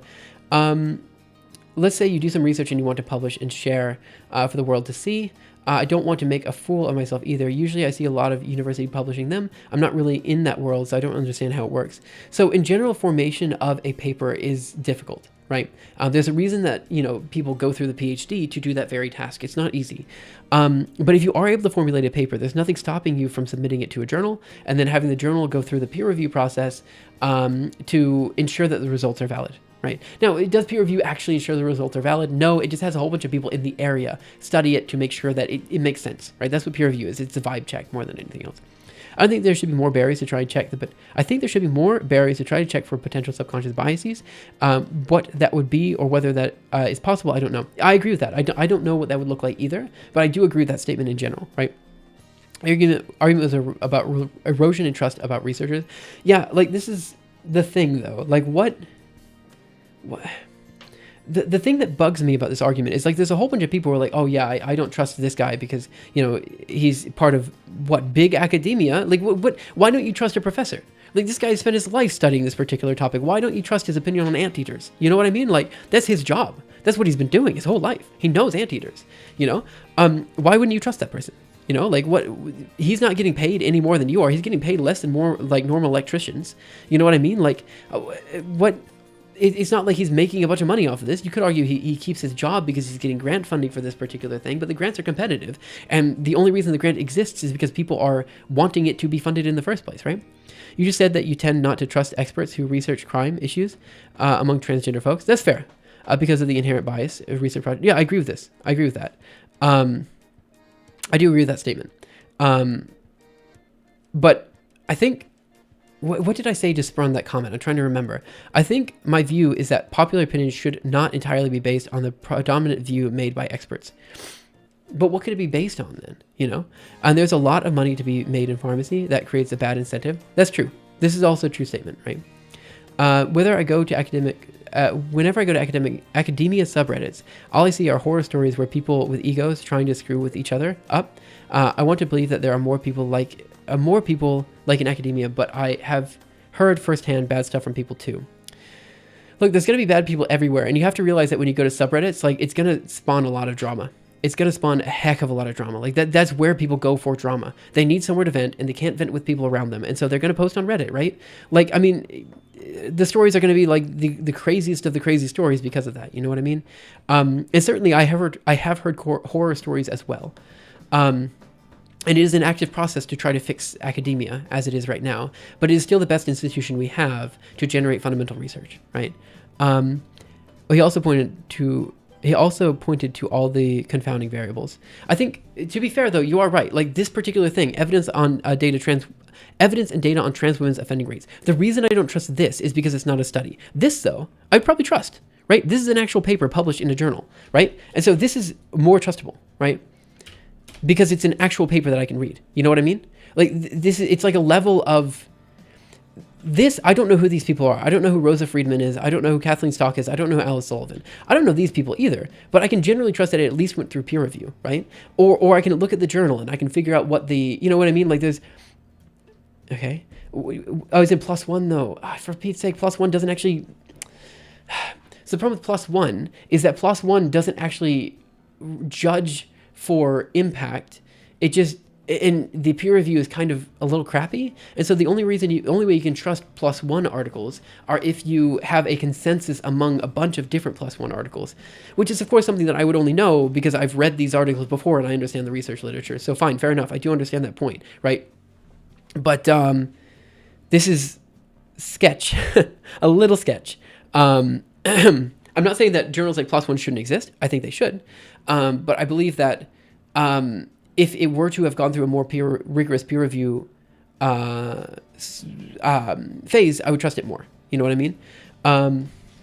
Life would be so much better without Reddit. Yeah, I maybe agree with that. It's best to trust a few people rather than disregarding everyone. Have a grip on reality. So I think this is what I believe. I think a handful, maybe even a large number of experts can have a very valid opinion. Having a small number of experts might be a bit biased, but I would still trust over a large number of other individuals, right? Like, like in terms of the COVID stuff, it's like, I know nothing about this topic, and I know nothing about this topic. I'm not going to pretend I know what I'm talking about. But the best I can do is trust people who do know what they're talking about. And sure, maybe these people are biased, and maybe they're going to extort me for money, but like, they have good reason for the vaccine to actually work. You know what I mean? Very good reason for the vaccine to actually work. So I can generally trust what they have to say. I just wish academia were not as dogmatic as it is. I wish academia were not as dogmatic as it is. I don't think my view is too controversial. Wait, dogmatic in terms of...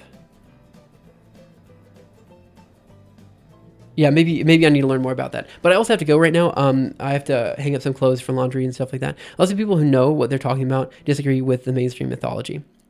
I trust experts in research fields still mostly, but I don't trust media reporting on research or media reporting in general things. I agree with the statement as well. That's also why I was skeptical of this article that was given to me, not because it's probably fine, but the thing is that when it's given in this format, I kind of don't trust it.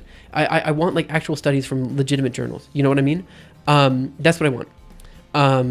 So anyway, I gotta go because I gotta hang up some laundry and stuff. And sorry, the thing just went off. Let me talk about the stream really quick. Let me talk about the stream. Guys, I ranted for way too long. This was very much off the rails. I am not entirely sure I'm going to leave the YouTube VOD up. I will probably remove it. Or at least make it unlisted. Probably unlisted is the way I'm going to do it. Because honestly, this stream had no point. I did my best to discuss some topics that I thought were relevant. We talked about the erosion of academic research predominantly, but we also spent like an hour ranting about trans people, which is not really relevant to anyone except for like again, a very small number of people.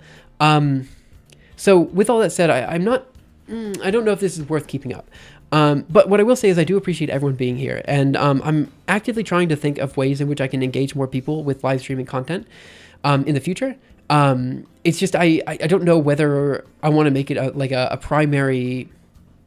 I don't know. I don't know how I want to do that in the future. But I thought it was worth talking about considering we have all this stuff going on in the US, and I thought maybe having the perspective of a researcher just who knows a little bit about this stuff might be valuable for some people, even though my research area isn't exactly in the same area. Thank you for the stream. It's enjoyable how you lead discussion in a decent scientist way without everyone screaming at each other. Yeah, I think it's important not to get your emotions wrapped up here. And I acknowledge my biases in that I've made a whole bunch of claims that are probably not entirely accurate. But on the other hand, it's, not, I don't know. It's having conversation is difficult, and it's important to have conversations moving forward. Let's see. Lots of people who know what they're talking about disagree. All right. I am going to head out now. So thank you guys so much for coming in. Have a wonderful day, night, afternoon, morning, evening, whatever time it happens to be your time. I'll see you guys around next time for the next episode of Leos Labs. I'm not entirely sure when it's going to be, but I do, again, appreciate you guys being here and having the conversation here, even though some points were maybe a little bit made out of ignorance. I did my best to clarify those when they came up, and I'll see you guys next time. I think most of us here are adult enough to have a discussion without screaming at each other. Yeah, I would hope so, but then again, I see all the time people screaming at each other, even being adults. So anyway, see you guys. Have a good day. Bye-bye.